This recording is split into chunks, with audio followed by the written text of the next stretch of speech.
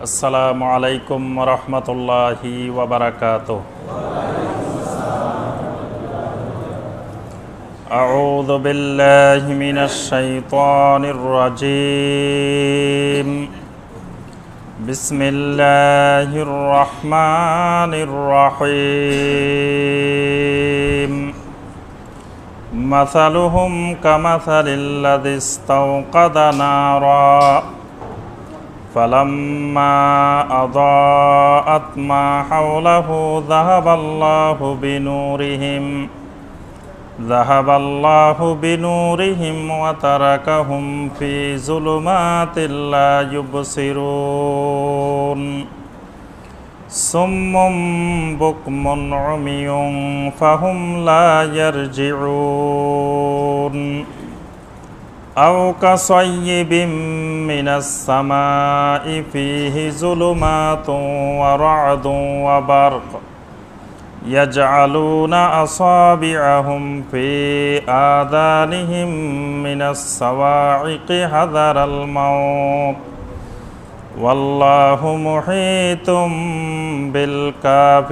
بالكافرين يكاد البرق يخطف أبصارهم كلما أضاء لهم مشوا فيه وإذا أظلم عليهم قاموا ولو شاء الله لذهب بسمعهم وأبصارهم إن الله على كل شيء قدير اللهم صل على محمد وعلى آل محمد كما صليت على إبراهيم وعلى آل إبراهيم إنك حميد مجيد اللهم بارك على محمد وعلى آل محمد كما باركت على إبراهيم وعلى آل إبراهيم إنك حميد مجيد মুআজ্জাজ মুকাররাম উলামায়ে কেরাম, সম্মানিত মুরব্বিয়ানে আযম, দেশের এবং বিদেশের সম্মানিত ভাই ও বোনেরা, আল্লাহ সুবহানাহু ওয়া তাআলার দরবারে কোটি কোটি শুকরিয়া যে মহান রব্বুল আলামিন আমাদেরকে এক সপ্তাহ পরে শুক্রবার সলাতুল মাগরিবের পর আল্লাহ রব্বুল আলামিনের নাজিলকৃত কোরআনে হাকিম থেকে কয়েকটি আয়াতে কারিমার তাবলীগ করার এবং শোনার তৌফিক দিয়েছেন। সেই রব্বুল আলামিনের শুকর আদায় করি, সকলে বলি আলহামদুলিল্লাহ। আমাদের ধারাবাহিক কোরআনে মুবিনের তাফসিরে যে সূরা থেকে তাফসির চলতেছিল সেই সূরাটির নাম হলো সূরা আল বাকারা। সূরা আল বাকারার 16 নম্বর আয়াতে কারিমা পর্যন্ত আমরা গত তাফসিরে আলোচনা করেছি। আজকের তাফসিরে সূরা আল বাকারার 17 নম্বর আয়াতে কারিমা থেকে আমাদের তাফসির হবে ইনশাআল্লাহ। আল্লাহ সুবহানাহু ওয়া তাআলা কোরআনে কারিমে 3 শ্রেণীর মানুষ এবং জিন সম্পর্কে আল্লাহ পাক আলোচনা করেছেন।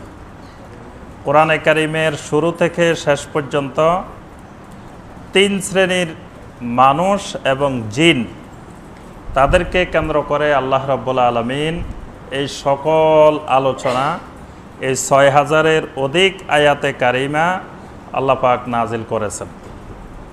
3 শ্রেণীর মধ্যে 1 নম্বরে যেই শ্রেণী, 1 নম্বর যেই মানুষ এবং জিনগুলো, তাদের পরিচয় হলো তারা মুত্তাকিন, যারা তাকওয়ার পথে তাকওয়ার রাস্তায় চলার জন্য চেষ্টা করে।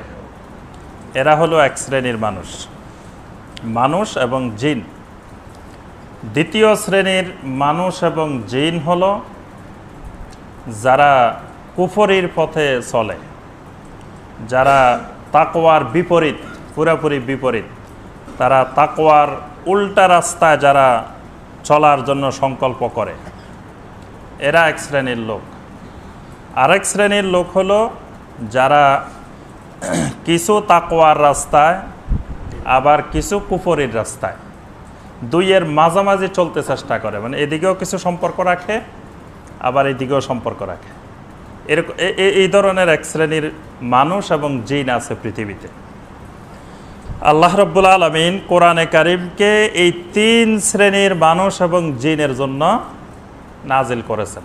এই জন্য কোরআনে কারিমের কোনো আয়াত তাকওয়ার পথে যারা চলতে চায় তাদের জন্য, কোনো আয়াত কুফরির পথে যারা চলে তাদেরকে লক্ষ্য করে, কিছু আয়াত নেফাকের পথে, মুনাফিকের পথে যারা চলতে চায় তাদেরকে কেন্দ্র করে, আবার কিছু আয়াতে তিন শ্রেণীকে একসাথে আল্লাহ সুবহানাহু ওয়া তাআলা সম্বোধন করেছেন। অর্থাৎ মূল আলোচ্য বিষয় হলো এই তিন শ্রেণীর মানুষ এবং জিন। প্রথমে আল্লাহ রাব্বুল আলামিন কোরআনে কারিমের শুরুতেই, সূরা আল বাকারার শুরুতেই প্রথম শ্রেণী যেটি তাকওয়ার পথে যারা চলে, মুত্তাকিন যারা, আল্লাহ পাক বলছেন যে তাদের জন্য কোরআনে কারিম হলো হুদা। কোরআনে কারিম হলো তাদের জন্য কি? হুদা। হুদা মানে কি? হেদায়েত, রাস্তা দেখাবে, তাকওয়ার রাস্তা তাদেরকে পরিষ্কার করে দিবে, বলে দিবে কোনটা তাকওয়ার রাস্তা। এজন্য আল্লাহ পাক বলছেন আলিফ লাম মিম যালিকাল কিতাবু লা রাইবা ফি হুদাল লিল মুত্তাকিন। এই কিতাব, এই কোরআন তাকওয়ার পথে চলার জন্য সহযোগিতা করবে, মুত্তাকিনদেরকে হেদায়েত দিবে। কিন্তু কাফেরদের ব্যাপারে আল্লাহ পাক এটাকে হেদায়েত বলেন নাই, মুনাফিকদের ব্যাপারে কোরআনকে হেদায়েত বলেন নাই। মুনাফিক এবং কাফেরদেরকে কোরআন হেদায়েত দিবে না, হেদায়েত দিবে কাদেরকে? মুত্তাকিনদেরকে কোরআন রাস্তা দেখাবে, হেদায়েত দেখাবে। আর মুত্তাকিন যারা, মুমিনুন যারা, তাহলে তিনটা জিনিস পেলাম, ঈমান, কুফর, নেফাক। ঈমানের অধিকারী যারা, তারাই তো মুত্তাকিন। আল্লাহ পাক কোরআনে কারিমে একটি সূরা নাজিল করেছেন, সূরা আল মুমিনুন। মুমিনদেরকে কেন্দ্র করে, মুমিনদের নামে একটি সূরা। কাদ আফলাহাল মুমিনুন আল্লাযীনা হুম ফি সালাতিহিম খাশিউন, সূরা আল মুমিনুন। আবার আল্লাহ পাক কাফেরদেরকে কেন্দ্র করে, কাফেরদের নামেও একটা সূরা নাজিল করেছেন, সূরা আল কাফিরুন। সূরা আল মুমিনুন কিন্তু বড় সূরা, সূরা আল কাফিরুন কিন্তু ছোট সূরা, অল্প কয়টা আয়াত। কুল ইয়া আইয়ুহাল কাফিরুন লা আ'বুদু মা তা'বুদুন ওয়ালা আনতুম আবিদুনা মা আ'বুদ ওয়ালা আনা আবিদুম মা আবাদতুম ওয়ালা আনতুম আবিদুনা মা আ'বুদ লাকুম দীনুকুম ওয়ালিয়া দীন। কিন্তু নবী সাল্লাল্লাহু আলাইহি সাল্লাম বলেন সূরা আল কাফিরুন রুবউল কোরআন। আয়াত অল্প কয়টা, একবার অল্প কয়টা আয়াত, ছোট্ট একটা সূরা, কিন্তু নবী সাল্লাল্লাহু আলাইহি সাল্লাম বলতেছেন যে এই সূরা আল কাফিরুন রুবউল কোরআন। রুবউল কোরআন মানে কি? যে রুবু হলো আরবা, আরবা মানে চার, রুবু মানে 4/1, 4/1। সুলুস রুবু, রুবু হলো 4/1, সুলুস হলো 3/1। সূরা আল ইখলাসকে নবী সাল্লাল্লাহু আলাইহি ওয়াসাল্লাম বলছেন সূরাতুল ইখলাস সুলুসুল কোরআন, কোরআনের 1/3। আর সূরা আল কাফিরুন হলো রুবউল কোরআন, কোরআনের 1/4, 4/1 ভাগ। তাহলে কি সূরা আল কাফিরুন 4 বার তেলাওয়াত করলে কোরআন শরীফ 1 খতমের সওয়াব পাওয়া যায় নাকি? যদি সূরা আল ইখলাস সুলুসুল কোরআন হওয়ার কারণে 3 বার তেলাওয়াত করলে 1 খতম কোরআন শরীফের সওয়াব পাওয়া যায়, তাহলে সূরা আল কাফিরুন 4 বার তেলাওয়াত করলে তো 1 খতম কোরআনের সওয়াব পাওয়ার কথা, ঠিক না? হ্যাঁ, তো হবে সূরা আল কাফিরুন 4 বার তেলাওয়াত করলে? তাহলে নবী সাল্লাল্লাহু আলাইহি ওয়াসাল্লাম এটাকে 4 ভাগের 1 ভাগ বললেন কেন? রুবউল কোরআন বলছেন সূরা আল কাফিরুনকে। রুবউল কোরআন মানে হলো কোরআনে কারিমের তাওহীদ সংক্রান্ত যতগুলো সূরা এবং আয়াত আছে, নবী সাল্লাল্লাহু আলাইহি ওয়াসাল্লাম এই সূরাগুলোকে, এই আয়াতগুলোকে কোরআনে কারিমের মধ্যে সবচেয়ে বেশি গুরুত্ব দিয়েছেন। এই জন্য তাওহীদ সংক্রান্ত যত আয়াত এবং সূরা, এগুলোর ফজিলত নবী সাল্লাল্লাহু আলাইহি ওয়াসাল্লাম বর্ণনা করেছেন। সূরা আল ইখলাস তাওহীদের সূরা। সূরা আল ইখলাসের আরেক নাম সূরাতুত তাওহীদ। এজন্য সূরা আল ইখলাস 3 ভাগের 1 ভাগ, সুলুসুল কোরআন। সূরা আল কাফিরুন এটাও তাওহীদের সূরা। তাওহীদুল ইবাদা কাকে বলে? তাওহীদ সূরা আল ইখলাস হলো তাওহীদুর রুবুবিয়্যাহ, তাওহীদুল উলুহিয়্যাহ, তাওহীদুল উলুহিয়্যাহ সম্পর্কে, তাওহীদুল আসমা ওয়াস সিফাত সম্পর্কে সূরা আল ইখলাস। আর সূরা আল কাফিরুন হলো তাওহীদুল ইবাদা, তাওহীদুল উলুহিয়্যাহ, তাওহীদুল ইবাদা। এজন্য নবী সাল্লাল্লাহু আলাইহি ওয়াসাল্লাম বলছেন সূরা আল কাফিরুন রুবউল কোরআন, কোরআনের 4 ভাগের 1 ভাগ। আরেকটি সূরা আছে, বড়ও না ছোটও না মাঝারি, নাম হলো সূরা আল মুনাফিকুন। ইদা জাআকাল মুনাফিকুনা ক্বালু নাশহাদু ইন্নাকা লারাসূলুল্লাহ ওয়াল্লাহু ইয়াশহাদু ইন্নাকা লারাসূলুহু ওয়াল্লাহু ইয়ালাম ওয়াল্লাহু ইয়াশহাদু ইন্নাহুম লাকাযিবুন। এখানে আল্লাহ পাক একটা সূরা নাযিল করেছেন মুনাফিকদের সম্পর্কে, সূরা আল মুনাফিকুন। তাহলে মুমিনের উপরেও সূরা আছে, কাফেরের উপরেও সূরা আছে, মুনাফিকের উপরেও সূরা আছে। কিন্তু সূরা আল মুমিনুন তেলাওয়াত করলে ফজিলত, বিশেষ কোনো ফজিলত বলা হয় নাই। সূরা আল মুনাফিকুন তেলাওয়াত করলে বিশেষ কোনো ফজিলত বলা হয় নাই। কিন্তু সূরা আল কাফিরুন এটাকে নবী সাল্লাল্লাহু আলাইহি ওয়াসাল্লাম বেশি গুরুত্ব দিয়ে রুবউল কোরআন বলছেন। এখন কেন রুবুল কোরআন? যে মুমিন তো ঈমানের উপরেই চলবে, কোরআন থেকে হেদায়েত নিবে, কিন্তু মুনাফিকও কিন্তু কোরআন থেকে হেদায়েত নিবে। কিন্তু যারা কুফরি করে তারা কোরআন থেকে হেদায়েত নিবে না, কারণ তারা কুফরিকে ইবাদত মনে করে। তো এজন্য এই সূরাটিকে, সূরা আল কাফিরুনকে গুরুত্ব দিয়ে আল্লাহ পাক বুঝাতে চাচ্ছেন যে এই সূরাটিকে কেউ যদি গুরুত্ব দিয়ে তেলাওয়াত করে এবং বুঝার চেষ্টা করে, তাহলে এই সূরার মাধ্যমে সে কুফরি থেকে মুক্তি পেয়ে তাওহীদ খুঁজে পাবে। এই জন্য আল্লাহ পাক, আল্লাহ রাসূল সাল্লাল্লাহু আলাইহি ওয়াসাল্লাম এই সূরাটিকে গুরুত্ব দিয়েছে। যারা তাকওয়ার পথে চলতে চায়, মুত্তাকিন, তাদের বৈশিষ্ট্য কি কি? ইউমিনুনা বিল গায়ব, এদের 1 নম্বর বৈশিষ্ট্য হলো ঈমান বিল গায়ব। এরা গায়েবের উপরে বিশ্বাস করে। গায়েব বলতে কি কি?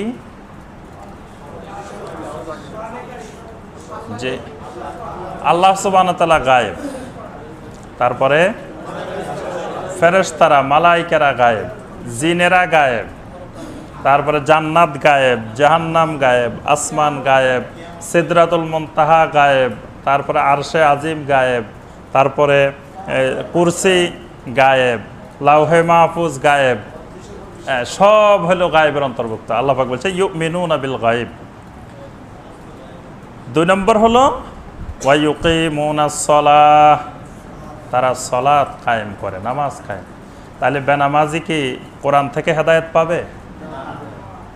সালাত কায়েম করে যারা, তারাই মুত্তাকিন, তারাই মুমিন, তারাই কোরআন থেকে হেদায়েত পাবে। 3 নম্বর ওয়া মিম্মা রাযাকনাহুম ইউনফিকুন, কি করে?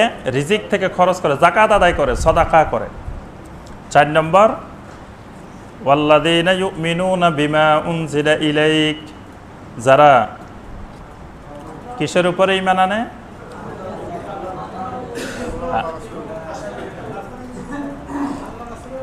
ওয়াল্লাযীনা ইউমিনুনা বিমা উনজিলা ইলাইক, আপনার উপরে যা কিছু নাজিল করা হয়েছে। নবী সাল্লাল্লাহু আলাইহি ওয়াসাল্লামের উপরে কি কি নাজিল করা হয়েছে? কোরআন এবং সুন্নাহ, খালি কোরআন না। এখানে আল্লাহ পাক বলেন না যে ওয়াল্লাযীনা ইউমিনুনা বিল কোরআন, এই কথা বলেন না। আল্লাহ পাক বলছে ওয়াল্লাযীনা ইউমিনুনা বিমা উনজিলা ইলাইকা, যা কিছু আপনার উপরে নাজিল করা হয়েছে। এই যা কিছু বলতে কোরআন এবং সুন্নাহ দুটেই আল্লাহ সুবহানাহু ওয়া তাআলা নাজিল করেছেন। তারপরে এগুলো 4 নম্বর। 5 নম্বরে কি গুণ থাকতে হবে?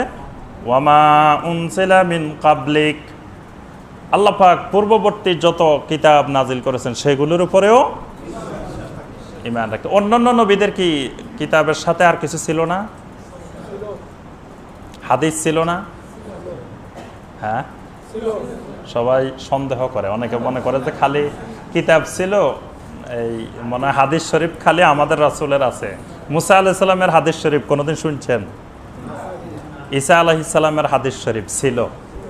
আল্লাহ পাক প্রত্যেক নবীকে আসমানি কিতাব দিয়েছেন, আসমানি কিতাব ব্যাখ্যা করার দায়িত্ব তাদেরকে দিয়েছেন। এই ব্যাখ্যা করার যে জ্ঞান সেটাই হাদিস, সেটাই সুন্নাহ।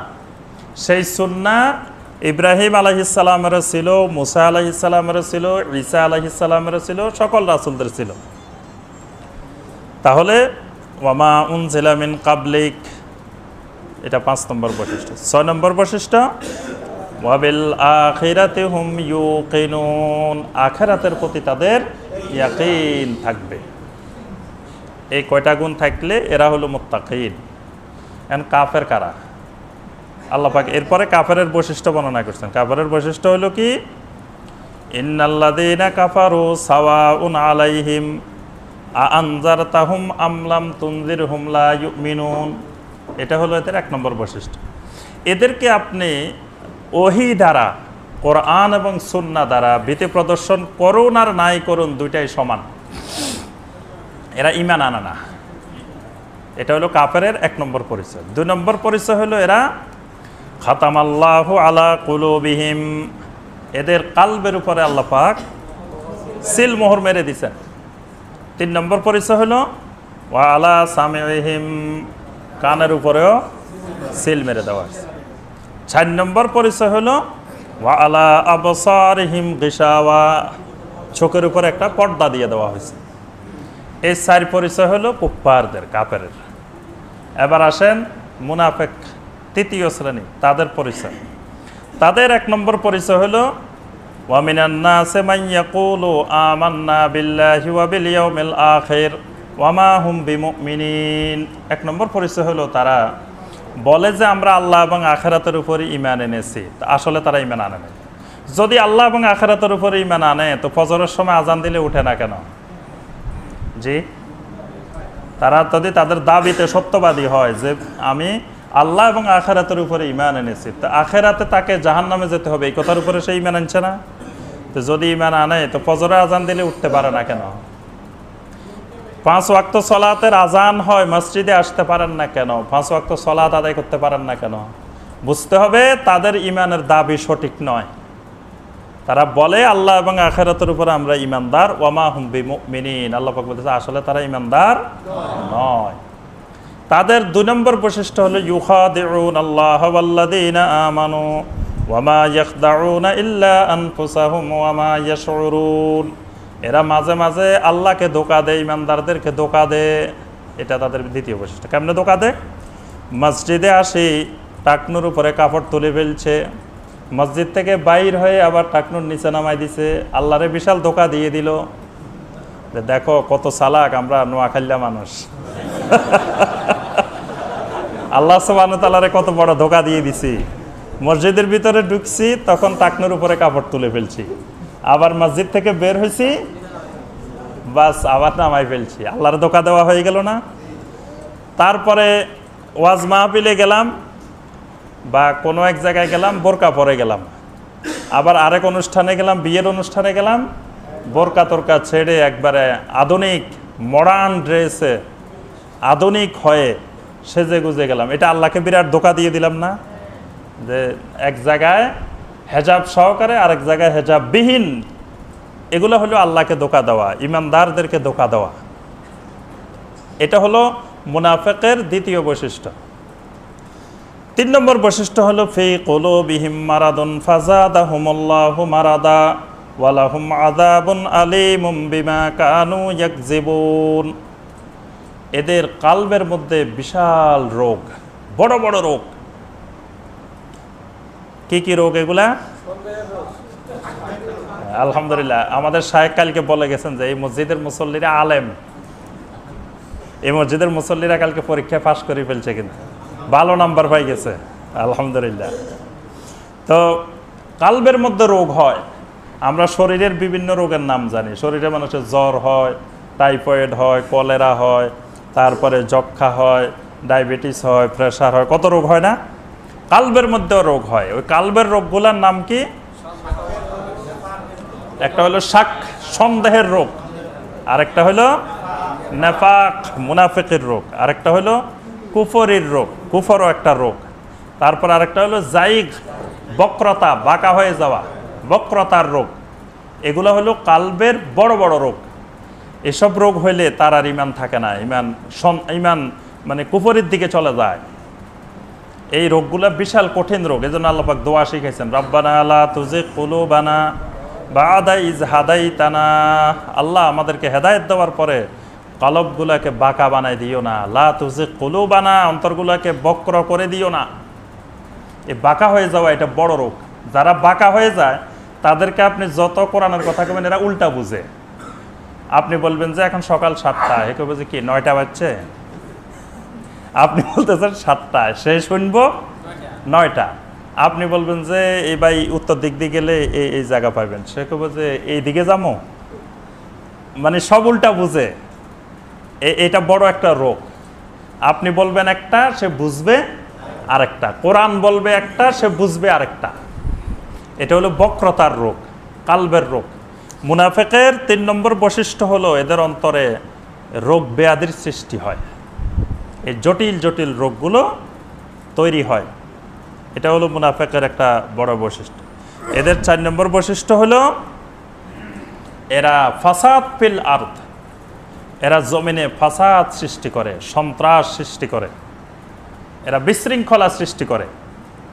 এরা দলিল প্রমাণ দিয়ে কোনো কথা বলতে রাজি হয় না। এরা হলো হাত থাকতে আবার দলিল কিসের, এই গায়ের জোরে বিশ্বাসী এরা। এটা মুনাফিকের বড় একটা বৈশিষ্ট্য। কারণ মুনাফিক জানে যে দলিল দিয়ে প্রমাণ দিয়ে আমি এটা প্রমাণ করতে পারবো না। তো এই জন্য সুন্দর সূত্র আবিষ্কার করা হয়েছে, আপনারা শুনছেন কিনা জানি না, যে সেই সূত্র হইল যে মাওলানা জালাল উদ্দিন রুমি, তারপরে জালাল উদ্দিন রুমি সাহেব মারা যাচ্ছিলেন।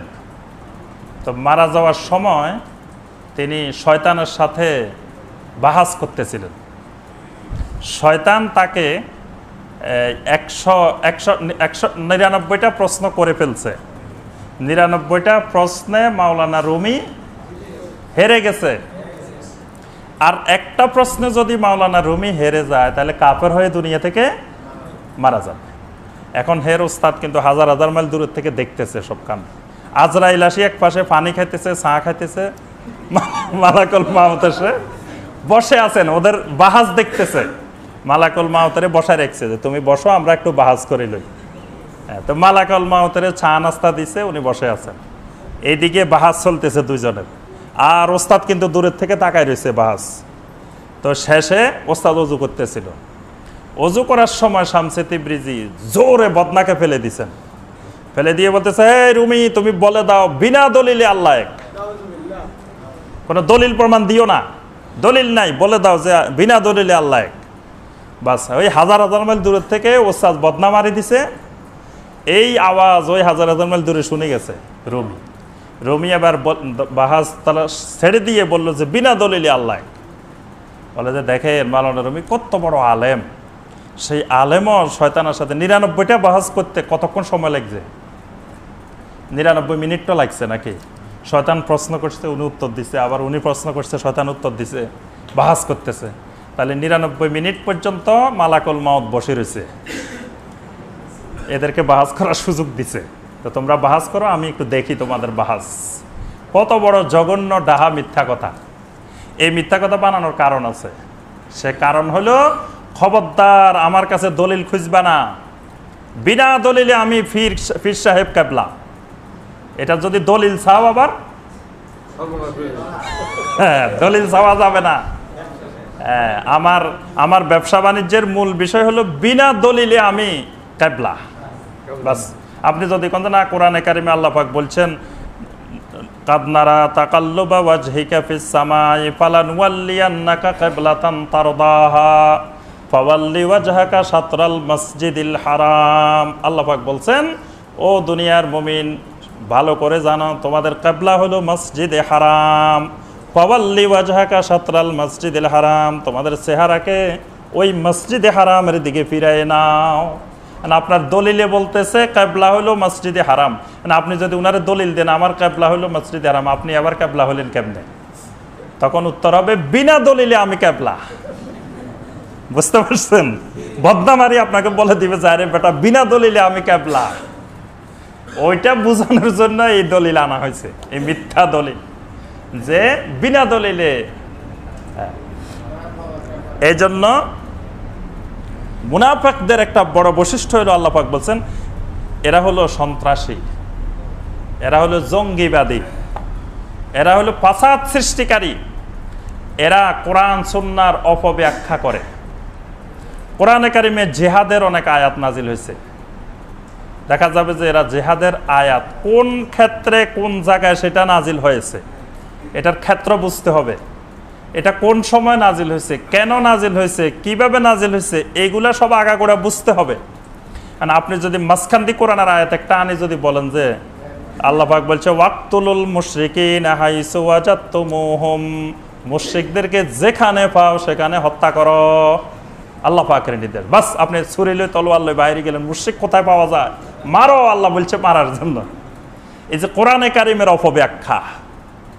অপব্যাখ্যার নামে কিছু তরুণ আবেগী তরুণদেরকে জেহাদ করে সন্ত্রাসের দিকে ছেড়ে দেওয়া হয়, এগুলো হলো কোরআন সুন্নাহর অপব্যাখ্যা। খারেজি সম্প্রদায় ইসলামে আবির্ভাব ঘটেছিল। খারেজি নাম শুনছেন না?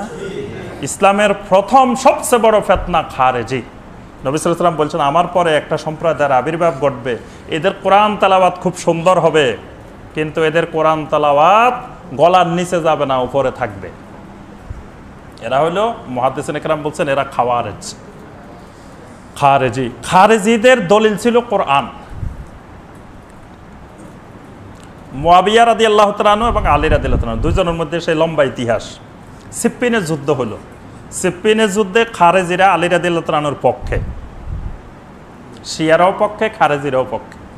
তো সিফফিনের যুদ্ধের পরে সিদ্ধান্ত হলো যে দুই পক্ষ মিলে সালিশ হবে, সালিশের মাধ্যমে মীমাংসা হবে। তখন খারেজিরা আসে বলল যে আল্লাহ পাক সূরা আল হুজুরাতের মধ্যে বলছেন যদি দুই দল মুমিন লড়াই করে তাদের মধ্যে তোমরা ইসলাহ করো, ইসলাহ যারা মানবে না তাদের বিরুদ্ধে লড়াই করো। তো এখানে মুয়াবিয়া হলো বিদ্রোহী, তো বিদ্রোহীর সাথে আবার আলোচনা কিসের? আল্লাহ কইছে বিদ্রোহীর সাথে লড়াই করার জন্য। তা আলী যেহেতু লড়াই বাদ দিয়ে জেহাদ বাদ দিয়ে আলোচনায় আসছে, আলীও কাফের হয়ে গেছে, নাউজুবিল্লাহ। এই জন্য তারা আলীর বিরুদ্ধে দাঁড়াই গেল এই খারেজিরা, কোরআনের অপব্যাখ্যা দিয়ে, কোরআনের আয়াতের অপব্যাখ্যা। তারপরে তারা বললো ইনিল হুকমু ইল্লা লিল্লাহ, হুকুম দেওয়ার অধিকার তো আল্লাহর, আবার এরা কিসের হুকুম দিবে, এরা কিসের সালিশ করবো আর মীমাংসা করবো আল্লাহ। বাস কোরআনের অপব্যাখ্যা দিয়ে এই খারেজিরা ইসলাম থেকে দূরে সরে গেল। তা আমি যেটা বলতেছিলাম সেটা হলো মানে কোরআনে কারিম দিয়ে সন্ত্রাস সৃষ্টি করবে এরা, সুন্নাহ দিয়ে হাদিস দিয়ে সন্ত্রাস সৃষ্টি করবে। হাদিস বলা হয়েছে এক ক্ষেত্রে, লজে লাগাই দিল আরেক ক্ষেত্রে। কোরআনে কারিমের একটা আয়াত বা সুন্নাহ বুঝতে হলে এটাকে সাহাবাই কেরাম কিভাবে বুঝছেন সেভাবে আমাকে বুঝতে হবে। আমি যদি সাহাবাই কেরামের বুঝ বাদ দিয়ে, তাবেঈনে কেরামের বুঝ বাদ দিয়ে নিজের বুঝে নিজে চলতে থাকি কোরআন সুন্নাহ দিয়ে, তাহলে মানুষ কোরআন সুন্নাহকে ব্যবহার করে মানুষ গোমরাহির দিকে যাবে। এটা মুনাফিকদের একটা বড় বৈশিষ্ট্য, মুনাফিকরা এই কাজটা করে। আল্লাহ পাক আয়াত নাজিল করছেন ওয়ালা তাকুলু লিমান ইউক্তালু ফি সাবিলিল্লাহি আমওয়াত বাল আহইয়াউ ওয়ালাকিন লা তাশউরুন। আল্লাহ পাক বলেন খবরদার যারা আল্লাহর রাস্তায় মারা যায় তাদেরকে তোমরা মৃত বলিও না, বাল আহইয়াউন তারা জীবিত, ওয়ালাকিন লা তাশউরুন কিন্তু তোমরা বুঝো না। এখানে কাদের কথা বলা হয়েছে? স্পষ্ট, এখানে যারা আল্লাহর রাস্তায় মারা যায় মানে কি জিহাদের ময়দানে শহীদ হয়ে যায় তাদেরকে আল্লাহ বলছে মৃত বলিও না। এখন একজন আসি দলিল দিতেছে, আরে মিয়া সাধারণ একজন মানুষ যদি আল্লাহ রাস্তায় শহীদ হয় তারে আল্লাহ বলছে জীবিত, তা আমার রাসূল কি ওই মানুষের চেয়ে কম না, ছোট না, বড়? তা আমার রাসূল জীবিত হইব না কেন? দেখেন কোরআনে কারিমের অপব্যাখ্যা যে আল্লাহ পাক বলতেছেন শহীদেরা মরে না, তো এখানে তো নবী রাসূলদের কথা বলেন নাই। আল্লাহ পাক বলছে শহীদ শাহাদাত যারা অর্জন করেন তাদেরকে আল্লাহ বলছে তোমরা মৃত বলিও না, আরে জীবিত। মানে শহীদদের জন্য এক বিশেষ হায়াত আছে মৃত্যুর পরে, নবী রাসূলদের জন্য মৃত্যুর পরে আরেকটা হায়াত আছে, বারজাখী জীবনে বিশেষ একটা হায়াত। সেই হায়াতটা শহীদদের থেকে আরো উচ্চ মর্যাদার। তা আল্লাহ পাক তো এখানে ওই প্রসঙ্গে বলেন নাই, বলতে চাইছেন শহীদদের প্রসঙ্গে। এই আয়াত দিয়ে দলিল দিতেছে যে নবী রাসূলেরা মরে নাই, নবী রাসূলেরা স্বাভাবিক মানুষের মতো নাকি জীবিত। নাউযুবিল্লাহ, শিরকি আকীদা কোরআন দিয়ে দলিল দেয়া। আবার তা আমরা যে কথাটা বলতেছি সেটা হলো মুনাফিকের বড় পরিচয় হলো তারা সন্ত্রাসী, ফাসাদ ফিল আরদ তৈরি করে। এটা হলো তাদের 4 নম্বর বৈশিষ্ট্য। 5 নম্বর বৈশিষ্ট্য হলো এরা মুমিনদেরকে, সাহাবায়ে কেরামকে, তাবেঈনে কেরামকে, তাবেঈনে কেরামকে, সালফে সালেহিনকে বোকা মনে করে। বুঝতে পারছেন? আল্লাহ পাক বলছেন ওয়াইদা কিলা লাহুম আমিনু কামা আমানান নাস, এদেরকে বলা হয় তোমরা ঈমান আনো। কোন ঈমানের মতো? সাহাবায়ে কেরাম, তাবেঈনে কেরাম, তাবেঈনে কেরাম, যারা আমাদের সালাফ, যারা আমাদের আসলাফ, যারা সালেহিন, আমাদের পূর্বপুরুষ, ঈমান আনতে হবে ওই সকল আসলাফদের মতো। আসলাফ, আসলাফ বুঝেন? সালফের বহুবচন আসলাফ। এটাকে বিভিন্ন ভাষায় বলা হয়, কেউ বলে আসলাফ, কেউ বলে সালাফ, কেউ বলে সালফে সালেহিন, জিনিস একটা। এটা বলতে সাহাবায়ে কেরাম, তাবেঈনে কেরাম, তাবেঈনে কেরাম এবং আহলুস সুন্নাহ ওয়াল জামাতের পূর্ববর্তী ইমাম আইম্মায়ে কেরাম, এদেরকে বলা হয় সালাফ। এরা আমাদের পূর্বপুরুষ। আমাদের সম্মানিত তাফসিরের ইমাম যারা, ইমাম তবারি রাহিমাহুল্লাহ, ইমাম কুরতুবী রাহিমাহুল্লাহ, ইমাম ইবনে কাসির, এরা ইমাম না? এরা কোন জগতের ইমাম? তাফসিরের জগতের ইমাম। এরা আমাদের সালাফ, এরা আমাদের পূর্বপুরুষ। এদেরকে সম্মান করতে হবে, এদের থেকে এলেম নিতে হবে। কেউ যদি এদেরকে খারাপ বলে সে গোমরা হয়ে যাবে। এলমে হাদিসের ইমাম, এলমে হাদিসের ইমাম কারা? ইমাম বুখারী রাহিমাহুল্লাহ, তারপরে ইমাম মুসলিম রাহিমাহুল্লাহ, ইমাম তিরমিজি, নাসাই, আবু দাউদ, ইবনে মাজাহ, ইমাম মালিক, ইমাম আহমদ বিন হাম্বল, ইমাম শাফি, তারপরে আরও যারা যারা, ইমাম বাইহাকি, তারপরে আরও যারা যারা মুহাদ্দিসিনে কেরাম আছেন, এরা আমাদের সবাই এক একজন ইমাম। এরা হাদিসের জগতের ইমাম। এদের সবাইকে সম্মান করতে হবে, এদের থেকে এলেম নিতে হবে। যদি কেউ এই আসলাফদেরকে অসম্মান করে, আসলাফদেরকে গালিগালাজ করে, সে গোমরা হয়ে যাবে। ফিকহের জগতের ইমাম এক একটা বড় বড় নক্ষত্র। ইমাম আবু হানিফা রাহিমাহুল্লাহ, ইমাম আবু ইউসুফ রাহিমাহুল্লাহ, ইমাম মুহাম্মদ রাহিমাহুল্লাহ, ইমাম শাফি রাহিমাহুল্লাহ, ইমাম মালিক রাহিমাহুল্লাহ, ইমাম আহমদ বিন হাম্বল রাহিমাহুল্লাহ, এরা সবাই এই আকাশের এক একজন, এক একটা নক্ষত্র, এক একটা ইমাম, এক একজন ইমাম। এই ইমামদেরকে সম্মান করতে হবে, সকল ইমামকে। এটা আমাদের আহলুস সুন্নাহ ওয়াল জামাতের আকীদা। সকল ইমামদেরকে আমরা সম্মান করব, তাদের থেকে আমরা এলেম নিব, তাদের এলেম দিয়ে আমরা উপকৃত হওয়ার চেষ্টা করব। কোরআনের একটা আয়াত বোঝার জন্য, একটা হাদিস বোঝার জন্য তাদের সহযোগিতা লাগবে। তারা কিভাবে আয়াতটাকে বুঝছেন, তারা কিভাবে হাদিসটাকে বুঝছেন, এটা দেখতে হবে। আমি আপনি 1400 বছর পরে আসি, নিজে নিজে কোরআন বুঝলে, নিজে নিজে সুন্নাহ বুঝলে হবে না, তাদের বুঝের মতো বুঝতে হবে। এই জন্য আল্লাহ পাক বলছেন ওয়াইদা কিলা লাহুম আমিনু কামা আমানান নাস, ঈমানটাকে মিলাইতে হবে তাদের ঈমানের সাথে। তাদের ঈমানের সাথে যদি মিলে তাহলে সেটা ঈমান, তাদের ঈমানের সাথে যদি না মিলে সেটা নিফাক, সেটা কুফর। এজন্য যে কোনো বিষয়ে, ইবাদতের বিষয়ে একটি মূলনীতি মনে রাখবেন। ইবাদতের একটা মূলনীতি, মানহাজ। সে মানহাজটা হলো ইসলামে যত কিছু ইবাদত হিসাবে স্বীকৃত তত কিছুর উপরে মুহাদ্দিসিনে কেরাম হাদিসের অধ্যায় নির্ধারণ করেছেন। মানে যত ইবাদত আছে ইসলামে, প্রত্যেকটি ইবাদতের এক একটা শিরোনামে মুহাদ্দিসিনে কেরাম তাদের হাদিসের গ্রন্থে বাব নির্ধারণ করেছেন, অধ্যায় নির্ধারণ করেছেন। যেই বিষয়ের উপরে হাদিসের গ্রন্থসমূহে কোনো অধ্যায় পাবেন না, বুঝতে হবে এটা ইবাদতের কোনো বিষয় নয়, এটা মানুষের বানানো ইবাদত। কথা বুঝতে পারছেন? এই সূত্র থাকলে আপনার কাছে আপনি কোনটা ইবাদত, কোনটা মানুষের বানানো মন গড়া, এটা আপনি ধরে ফেলতে পারবেন। যে আপনাকে একজন বলতেছে এই ইবাদতটা করেন, আপনি তখন কি করবেন? এটা কি ইবাদত নাকি ইবাদত না, আপনি বের করবেন কিভাবে? দেখবেন যে এই বিষয়ের উপরে কোনো মুহাদ্দিসিন, সেটা তিরমিজিতে হোক, নাসাইতে হোক, আবু দাউদে হোক, মুসনাদে ইমাম, যে গ্রন্থে হোক, কোনো মুহাদ্দিস এই বিষয়ের উপরে বাব নির্ধারণ করেছেন কিনা, অধ্যায় শিরোনাম দিয়েছেন কিনা। যদি অধ্যায় শিরোনাম দেন, বুঝতে হবে যে আমাদের আসলাফেরা, আমাদের পূর্ববর্তী আইম্মায়ে কেরাম, সাহাবায়ে কেরাম, তারা এটাকে ইবাদত হিসাবেই করেছেন। আর যদি অধ্যায় না থাকে, বুঝতে হবে এটা ওই আসলাফদের যুগে এটা ইবাদত ছিল না, এই যুগে আসি কেউ এটা ইবাদত বানাইছে। এই সূত্র ধরলে আপনি সব বের করে ফেলতে পারবেন যে কোনটা মূল ইবাদত, কোনটা বানানো ইবাদত। এটা আপনি এক মাসে বের করে ফেলতে পারবেন সব। আপনি হাদিসের গ্রন্থগুলা, বিশেষ করে ৬-৭টা যে প্রসিদ্ধ, এগুলা নিয়ে বসেন, পাশাপাশি যত ইবাদত আছে এগুলো লিস্ট করে বসেন। যেই ইবাদতের ওখানে শিরোনাম পাবেন, মনে করবেন যে এটা ইবাদত। যেই ইবাদতের ওখানে শিরোনাম নাই, মনে করবেন যে এটা এই আসলাফদের পরে, ইমামদের পরে কেউ বানাই ফেলছে এটা ইবাদত। বুঝতে পারছেন?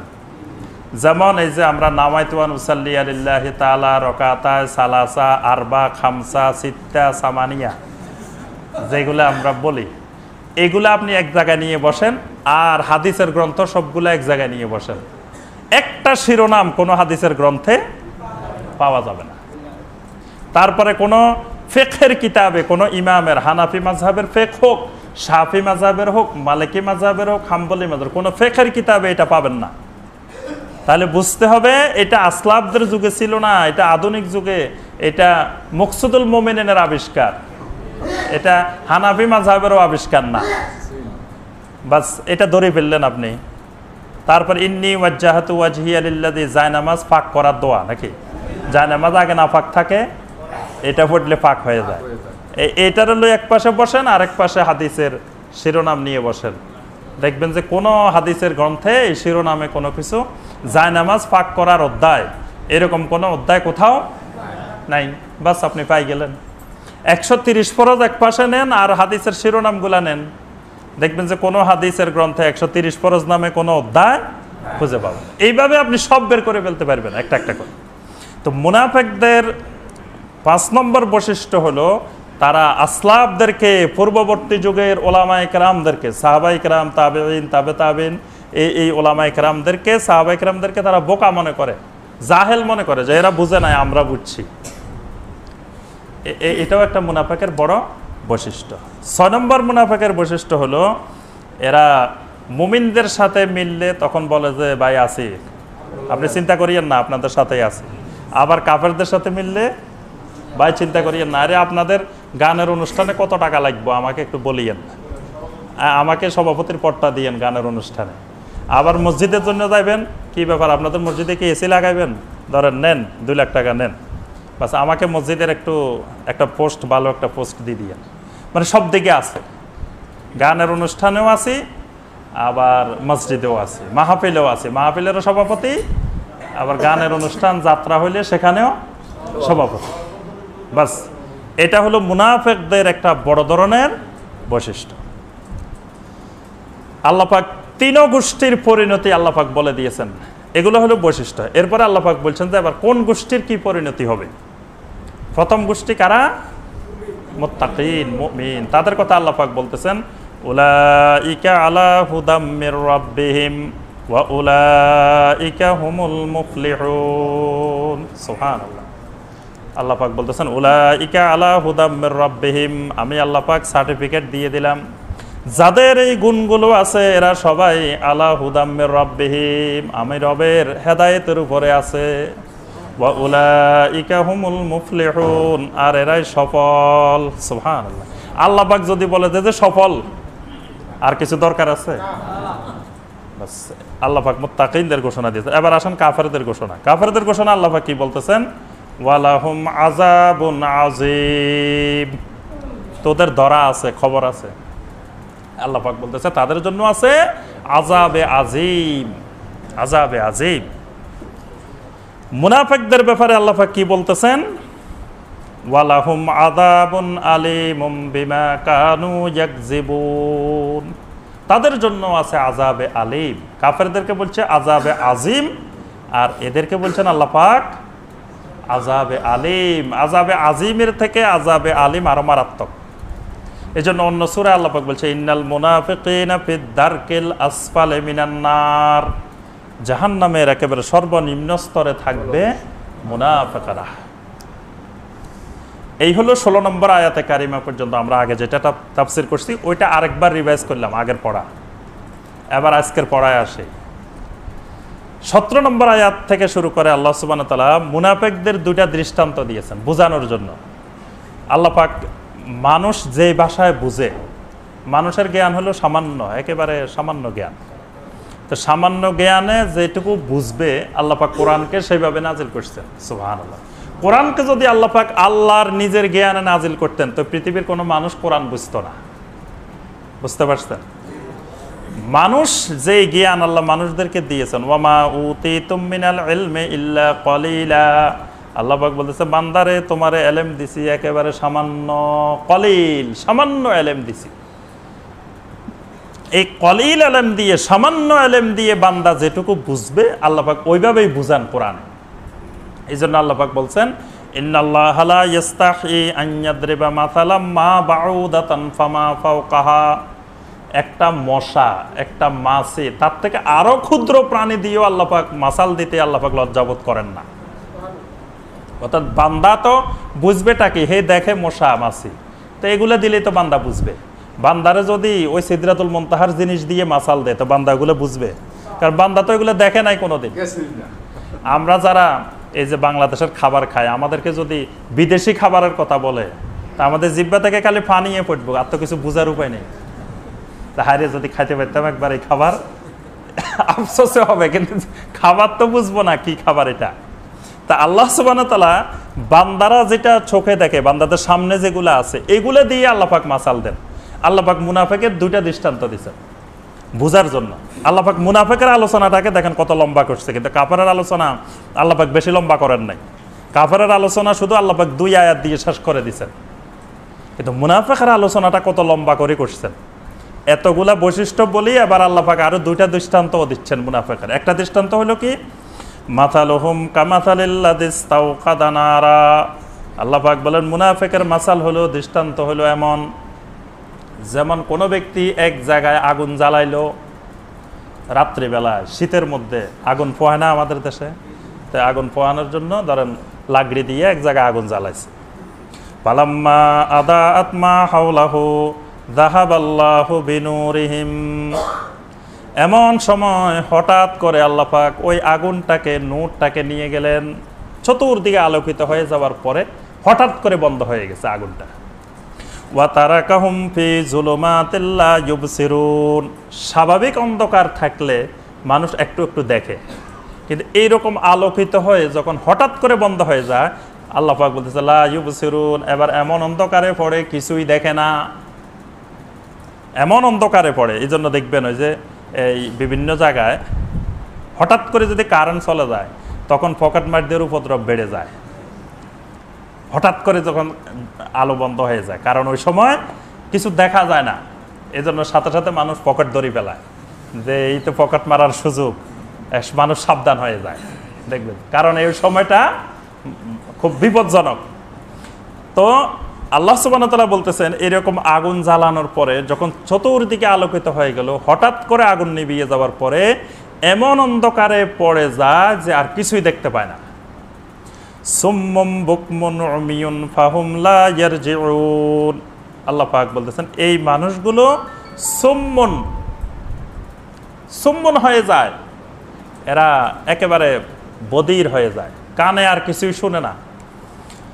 বুকমুন, এরা একেবারে বোবা হয়ে যায়, মুখের মধ্যে তালা লেগে যায়। উমিয়ুন, তাদের চোখ অন্ধ হয়ে যায়। ফাহুম লা ইয়ারজিউন, আর এরা ফিরে আসে না। মানে আগুনটা এমনভাবে তাদেরকে অন্ধ বানাই দেয়, এরপরে আর তারা কোনো অবস্থায় ওই আলো দ্বারা শোনেও না, দেখেও না, আর মুখ দিয়ে কিছু বলতেও পারে না। এই দৃষ্টান্তটাকে বুঝতে পারছেন? সহজ ভাষায় আমরা আরো সহজে বলি, সেটা হলো আল্লাহ পাক বলতে চাচ্ছেন কোরআন হলো একটা নূর, আল্লাহর নবী রাসূলেরা একটা নূর, নূরের তৈরি না। নূর নূর এক জিনিস, নূরের তৈরি আরেক জিনিস। অনেকে আবার টানি মর্যাদা বাড়াইতে যায় নূরকে, নূরের তৈরি বানায় ফেলায়। তো কোরআন ও নূর, নবী রাসূলেরও নূর। বাস নূরের আলো জ্বলে উঠল, জ্বলে ওঠার পরে চতুর্দিকে আলোকিত হলো। মুনাফিকরা এই নূর দেখতে পেল, দেখে দৌড়াই এসে ঈমান গ্রহণ করলো নূর দেখে। কিছুক্ষণ পরে আবার কাফেরদের সাথে যখন মিলিত হলো, তখন ওই নূর তাদের থেকে চলে গেল। বাস এই নূর চলে যাওয়ার পরে এমন অন্ধকারে তারা পড়ে গেল, এবার সুম্মুন বুকমুন উমিয়ুন হয়ে গেছে। কথাটা বুঝতে পারছেন? আল্লাহ পাক এই কথাটাই বুঝাতে চাচ্ছেন, এইভাবে দৃষ্টান্ত দিচ্ছেন যে মুনাফিকরা যারা আগে থেকে অন্ধ বা যারা আগে থেকে দেখে না সেটার এক হিসাব, কিন্তু এরা ওই নবুয়তের নূর, কোরআনে কারিমের নূর, ওহির নূর এরা দেখেছে, ওহির নূর এদের সামনে জ্বলে উঠছে, এরা আলোকিত হয়েছে। কিন্তু আলোকিত হওয়ার পরে আবার কুফরি তাদেরকে গ্রাস করে, তাদেরকে সুম্মুন বুকমুন উমিয়ুন বানায় দিয়েছে। এটা হলো একটা দৃষ্টান্ত। আরেকটা দৃষ্টান্ত আল্লাহ পাক এভাবে দিয়েছেন, আও কাসাইয়্যিবিম মিনাস সামাই ফীহি যুলুমাতুন ওয়া রা'দুন ওয়া বারক। আল্লাহ পাক বলতেছেন, দেখো আকাশে যখন বৃষ্টি আসে, এই বৃষ্টিটা সব সময়ের বৃষ্টি না, বৃষ্টি কিন্তু কয়েক রকমের আছে। এক ধরনের বৃষ্টি আসে মানে মায়ের চেয়ে হাঙ্গামা বেশি, বুঝতে পারছেন? মানে মারে না, মারার চেয়ে তার গর্জন বেশি। হ্যাঁ, মানে মনে হচ্ছে যে একেবারে শেষ করে দিব, আসলে কিছুই না। হ্যাঁ, তো দেখবেন যে আকাশে মেঘ আসি এমন গর্জন দিতেছে, মনে হচ্ছে আজকে সব এখানে বঙ্গোপসাগরে যাবো, এই ঢাকা শহর। পরে দেখা গেল কিছুই হয় নাই। হ্যাঁ, তা আল্লাহ পাক বলতেছেন যে এরকম আকাশের বৃষ্টি যখন আসলো, ফিহি যুলুমাতুন, একেবারে এমন মেঘ ধরা ধরছে যে মেঘে অন্ধকার করে ফেলছে, ওয়া রা'দুন, বিদ্যুৎ চমক, বজ্রপাত, জোরে জোরে আওয়াজ হচ্ছে, বারকুন, বিদ্যুৎ চমক হচ্ছে আর মেঘে আওয়াজ হচ্ছে, গর্জন হচ্ছে, এরকম অবস্থার বৃষ্টি। ইয়াজআলুনা আসাবিআহুম ফি আযানিহিম মিনাস সাওয়াইক হাযারাল মাউত, যখন জোরে আওয়াজ দিয়ে উঠে তখন কানের ভিতরে আঙ্গুল দিয়ে দেয় যে মৃত্যুর ভয়ে, হাযারাল মাউত, ঠাড়া পড়ে যদি মরে যায়, এই ভয় হাযারাল মাউত। আল্লাহু মুহীতুম বিল কাফিরিন, আল্লাহ পাক কাফেরদেরকে বেষ্টনকারী, এটা আল্লাহর একটা পরিচয়। দেখ আরেকটা জিনিস বলে রাখি যে কোরআন বুঝতে হলে দেখবেন কোরআনের পাতায় পাতায়, কোরআনের আয়াতে আয়াতে শুধু মারিফাতুল্লাহ, আল্লাহর পরিচয়, রবের পরিচয়, রবকে, আল্লাহকে। এজন্য দেখবেন প্রতি আয়াতের শেষে শেষে আল্লাহর পরিচয়।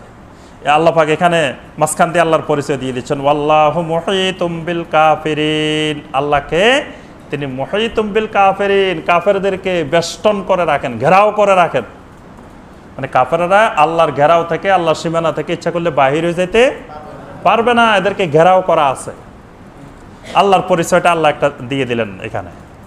এরপর আল্লাহ বলতেছেন, ইয়াকাদুল বারকু ইয়াখতাফু আবসারাহুম, এখন আপনি এইরকম বৃষ্টির মধ্যে রাস্তা চলা শুরু করছেন, ইয়াকাদুল বারকু ইয়াখতাফু আবসারাহুম, আপনি রাস্তা দিয়ে যাচ্ছেন, হঠাৎ করে একটা বিদ্যুৎ চমক। এখন আপনি বিদ্যুৎ চমকটা চলে যাওয়ার পরে আপনি আর সামনে কিছুই দেখেন না, হঠাৎ আলো আসছে, সব দেখে ফেলছেন, এটা গেছে আর কিছুই দেখেন না। আল্লাহ পাক বলতেছে, ইয়াকাদুল বারকু ইয়াখতাফু আবসারাহুম, ওই বিদ্যুৎ চমকটা তাদের দৃষ্টিশক্তিকে একেবারে কেড়ে নিয়ে গেছে, আগে যেটা ছিল সেটাও নিয়ে গেছে। কুল্লামা আদা লাহুম মাশাউ ফি, যখন একটু আলো দেখা গেল তখন একটু আগাইলো, ওয়াইজা আসলামা আলাইহিম কামু, আবার যখন অন্ধকার এসে গেল তখন আবার দাঁড়াই গেল। ওয়ালাউ শা আল্লাহু লাযাহাবা বিসামিহিম ওয়া আবসারিহিম, আর আল্লাহ পাক ইচ্ছা করলে তার সকল দৃষ্টিশক্তি, সকল শ্রবণ শক্তিকে আল্লাহ কেড়ে নিতে পারেন।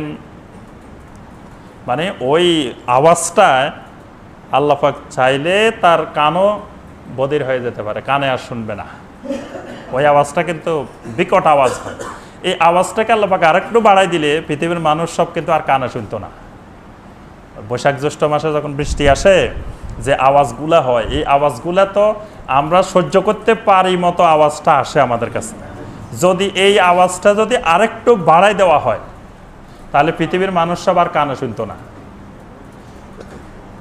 আল্লাহ পাক ইচ্ছা করলে বলতেছেন ওই অবস্থায় আমি ইচ্ছা করলে তাদের শ্রবণ শক্তি, দৃষ্টিশক্তি সব কেড়ে নিতে পারতাম, কিন্তু সব কেড়ে নেওয়া হয় নাই।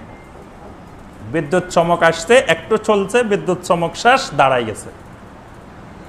ইন্নাল্লাহা আলা কুল্লি শাইইন কাদির, মারিফাতুল্লাহ, আবার আল্লাহর পরিচয়। আল্লাহকে এই কথাটা আল্লাহ পাক কোরআনে সবচেয়ে বেশি বলছেন, ইন্নাল্লাহা আলা কুল্লি শাইইন কাদির। আল্লাহ পাক হলেন সকল জিনিসের উপরে মহা ক্ষমতাবান। আচ্ছা, তো এটার দ্বারা মুনাফিকের কি দৃষ্টান্ত বুঝলেন আপনারা? সোজা কথা, এখানে আল্লাহ পাক যেটা বলতে চাচ্ছেন সেটা হলো যে আকাশে এরকম বৃষ্টি হচ্ছে, এই বৃষ্টিটা হলো নবুয়তের বৃষ্টি, ওহির বৃষ্টি হচ্ছে, ওহির বৃষ্টি হচ্ছে, আকাশ থেকে ওহি নাজিল হচ্ছে, কোরআন নাজিল হচ্ছে, সুন্নাহ নাজিল হচ্ছে। মুনাফিকরা এই বৃষ্টি দেখে দৌড়াই আসছে এই বৃষ্টি থেকে উপকৃত হওয়ার জন্য, কিন্তু বৃষ্টি মুনাফিকদেরকে এমন অবস্থার মধ্যে নিপতিত করছে, হঠাৎ করে বৃষ্টি আসলে, বিদ্যুৎ চমকটা আসলে একটু আগায়, বাস বিদ্যুৎ চমক গেলে তাদের আগে যেটা ছিল দৃষ্টিশক্তি সেটা পর্যন্ত বিলোপ হয়ে যায়। মানে মানুষ দেখবেন কি, আগে যেটা বুঝতো তার ব্রেন যদি কোনো জায়গায় ওয়াশ করে ফেলে, তা আগে যেটা বুঝতো সেটাও আর বুঝে না। আবার বুঝতে পারছেন? আগে সাদাকে সাদা বলতো, এখন আর সাদাকে সাদা বলে না, এখন সাদা দেখলে কয়টা তো গোলাপি, কালো দেখলে কয়টা তো হলুদ।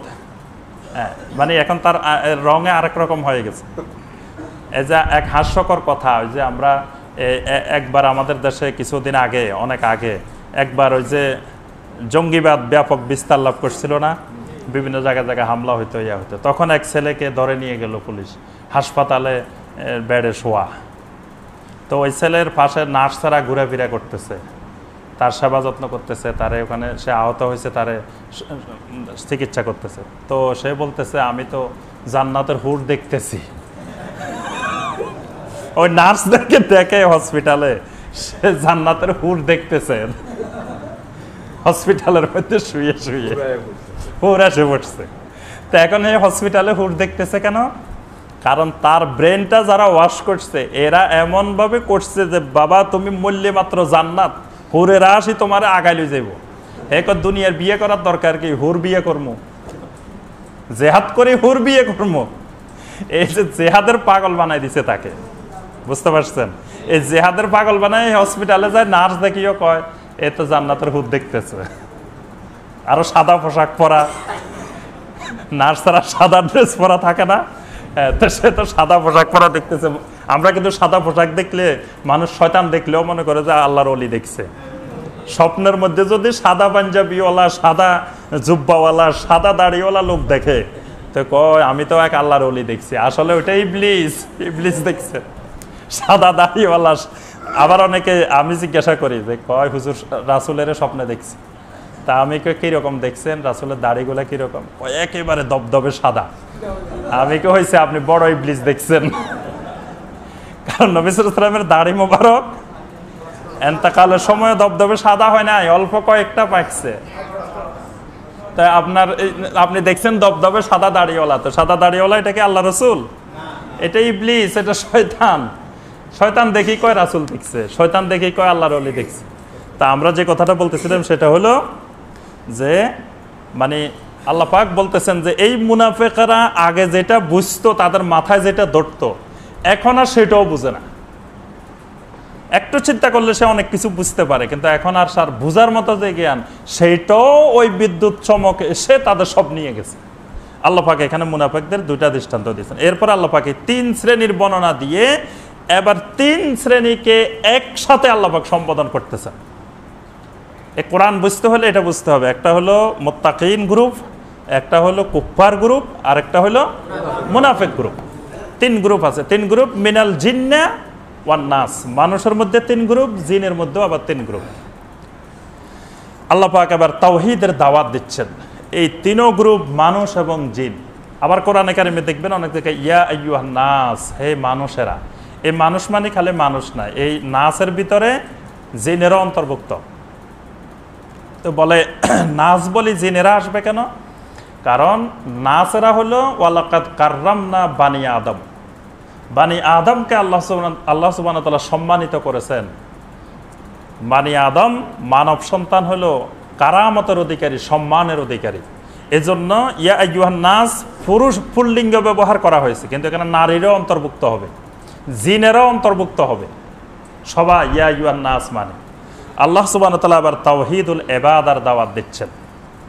তাওহীদুল ইবাদা বলতে কি আমরা সবাই জানি। এখানে তাওহীদ কত প্রকার, কি কি?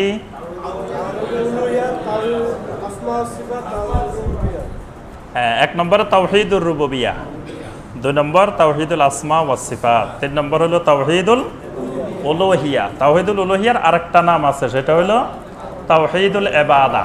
তাওহীদুল ইবাদা আর তাওহীদুল উলুহিয়্যাহ এক জিনিস। আর একটা হলো তাওহীদুর রুবুবিয়্যাহ। এগুলো একবারে শুধু মুখস্থ করলে হবে না, এগুলো ঠোঁটস্থ থাকতে হবে। ঠোঁটস্থ, ঠোঁটস্থ বুঝেন? ঠোঁটের আগে নিয়ে আসতে হবে মুখস্থ করে, বলার আগে বের হয়ে যাবে। এগুলো হলো ঠোঁটস্থ। আপনি যদি তাওহীদ না বুঝেন তো শেষ, আর বাকি সব বুঝিয়েও লাভ হবে না। তাওহীদ যদি না বুঝেন, তাওহীদ বুঝতে হবে। তাওহীদের উপরে ভিত্তি করে জান্নাত, তাওহীদের উপরে ভিত্তি করে জাহান্নাম। এজন্য তাওহীদ সবচেয়ে গুরুত্বপূর্ণ এলেম হলো তাওহীদের এলেম।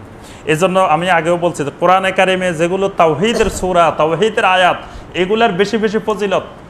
অনেকে এগুলার ওজিফা বানায় পড়ে, কিন্তু কিচ্ছু বুঝে না এগুলা তাওহীদের কথা বলছে নাকি কি বলছেন আল্লাহ সুবহানাহু ওয়া তাআলা কিছুই বুঝে না, এমনি ওজিফা বানায় বানায় তেলাওয়াত করে। এগুলার বেশি ফজিলত দেওয়ার কারণ হলো তাওহীদ বুঝা। এজন্য সূরা ইখলাসকে বেশি ফজিলত দেওয়া হয়েছে, সুলুসুল কোরআন। সূরা আল কাফিরুন রুবুল কোরআন। তারপর আয়াতুল কুরসি আযামু আয়াহ, কোরআনে কারিমের মধ্যে সবচেয়ে মহান আয়াত, আযামু আয়া বলছেন নবী সাল্লাল্লাহু আলাইহি ওয়াসাল্লাম। কেন? আয়াতুল কুরসির মধ্যে তাওহীদের 11টি সিফাত আলোচনা করেছে, এক আয়াতে 11টি সিফাত। এই এরকম আয়াত কোরআনে আর নাই। এই জন্য এই সূরা আল বাকারা 255 নম্বর আয়াত, এটাকে এত গুরুত্ব দিয়ে আযামু আয়া বলা হয়েছে এই আয়াতুল কুরসিকে। এরকম তাওহীদের আয়াত যতগুলো আছে কোরআনে, কারণ তাওহীদ সবচেয়ে বেশি গুরুত্বপূর্ণ। আল্লাহ পাক এখানে তাওহীদুল ইবাদার দাওয়াত দিচ্ছেন। ইয়া আইয়ুহান নাস, হে মানব মণ্ডলী, জিন মণ্ডলী, উবুদু রাব্বাকুম, তোমরা তোমাদের রবের ইবাদত করো। তোমরা তোমাদের রবের ইবাদত করো।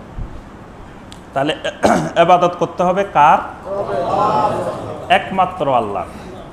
কাফেরদের সাথে নবী রাসূলদের গন্ডগোলটা ছিল একটা শব্দ, সেটা হলো একমাত্র। কাফেররা বলতো যে আমরা আল্লাহরও ইবাদত করব, আবার আল্লাহর যারা মুকাররাবিন, যারা ব্যারিস্টার, যারা ওয়াকিল, যারা আল্লাহর বন্ধু, আমরা তাদেরও কিছু ইবাদত করব। আর নবী রাসূলেরা বলতেন না, ইবাদত একমাত্র আল্লাহ। এই একমাত্রটা নিয়ে এত একতালাপ ছিল, একমাত্র খালি। তো তাওহীদুল ইবাদা মানে একমাত্র, ইয়্যাকা না'বুদু ওয়া ইয়্যাকা নাস্তাঈন। এই ইয়্যাকাটা হলো তাওহীদুল ইবাদা। কাফেররা আল্লাহর কাছে সাহায্য চাইতে আপত্তি করে নাই, বরং আবু জেহেল আল্লাহর কাছে সাহায্য চাইছে না? কখন চাইছে? বদরে যাওয়ার সময় কোথায় চাইছে? আল্লাহর ঘরের গিলাফ ধরে ধরে, একবারে আল্লাহর ঘরের গিলাফ ধরে আল্লাহর কাছে কান্নাকাটি করে। দেখেন আবু জেহেল কিরকম ইমানদার ছিল। আবু জেহেল আল্লাহ যে উপরে থাকে এটাও জানতো। কি বলেন? আল্লাহর কাছে এইভাবে দোয়া চাইছে। আরো এটা যে আল্লাহর ঘর সেটাও তার ইমান আছে। বাইতুল্লাহ যে আল্লাহর ঘর, আল্লাহর ঘরের গিলাফ ধরে আল্লাহর কাছে চোখের পানি ফেলে আল্লাহর কাছে কাঁদছে। তাহলে আল্লাহর কাছে সাহায্য চাইছে না আবু জেহেল?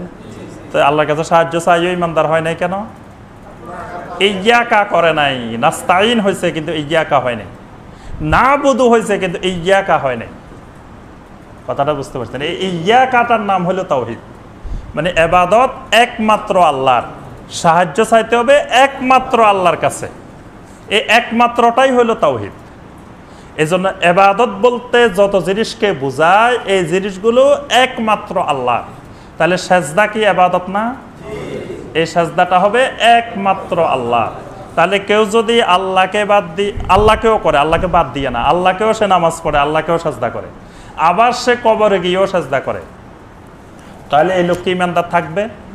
কেন থাকবে না? সে তো আল্লাহকে সাজদা করে, 5 ওয়াক্ত নামাজ পড়ে। একমাত্র করে নাই, সাজদাটা একমাত্র আল্লাহকে করে নাই, সে আল্লাহকেও করছে, আবার কবরে যাইও করছে। এই জন্য সে তার ইমান চলে গেছে।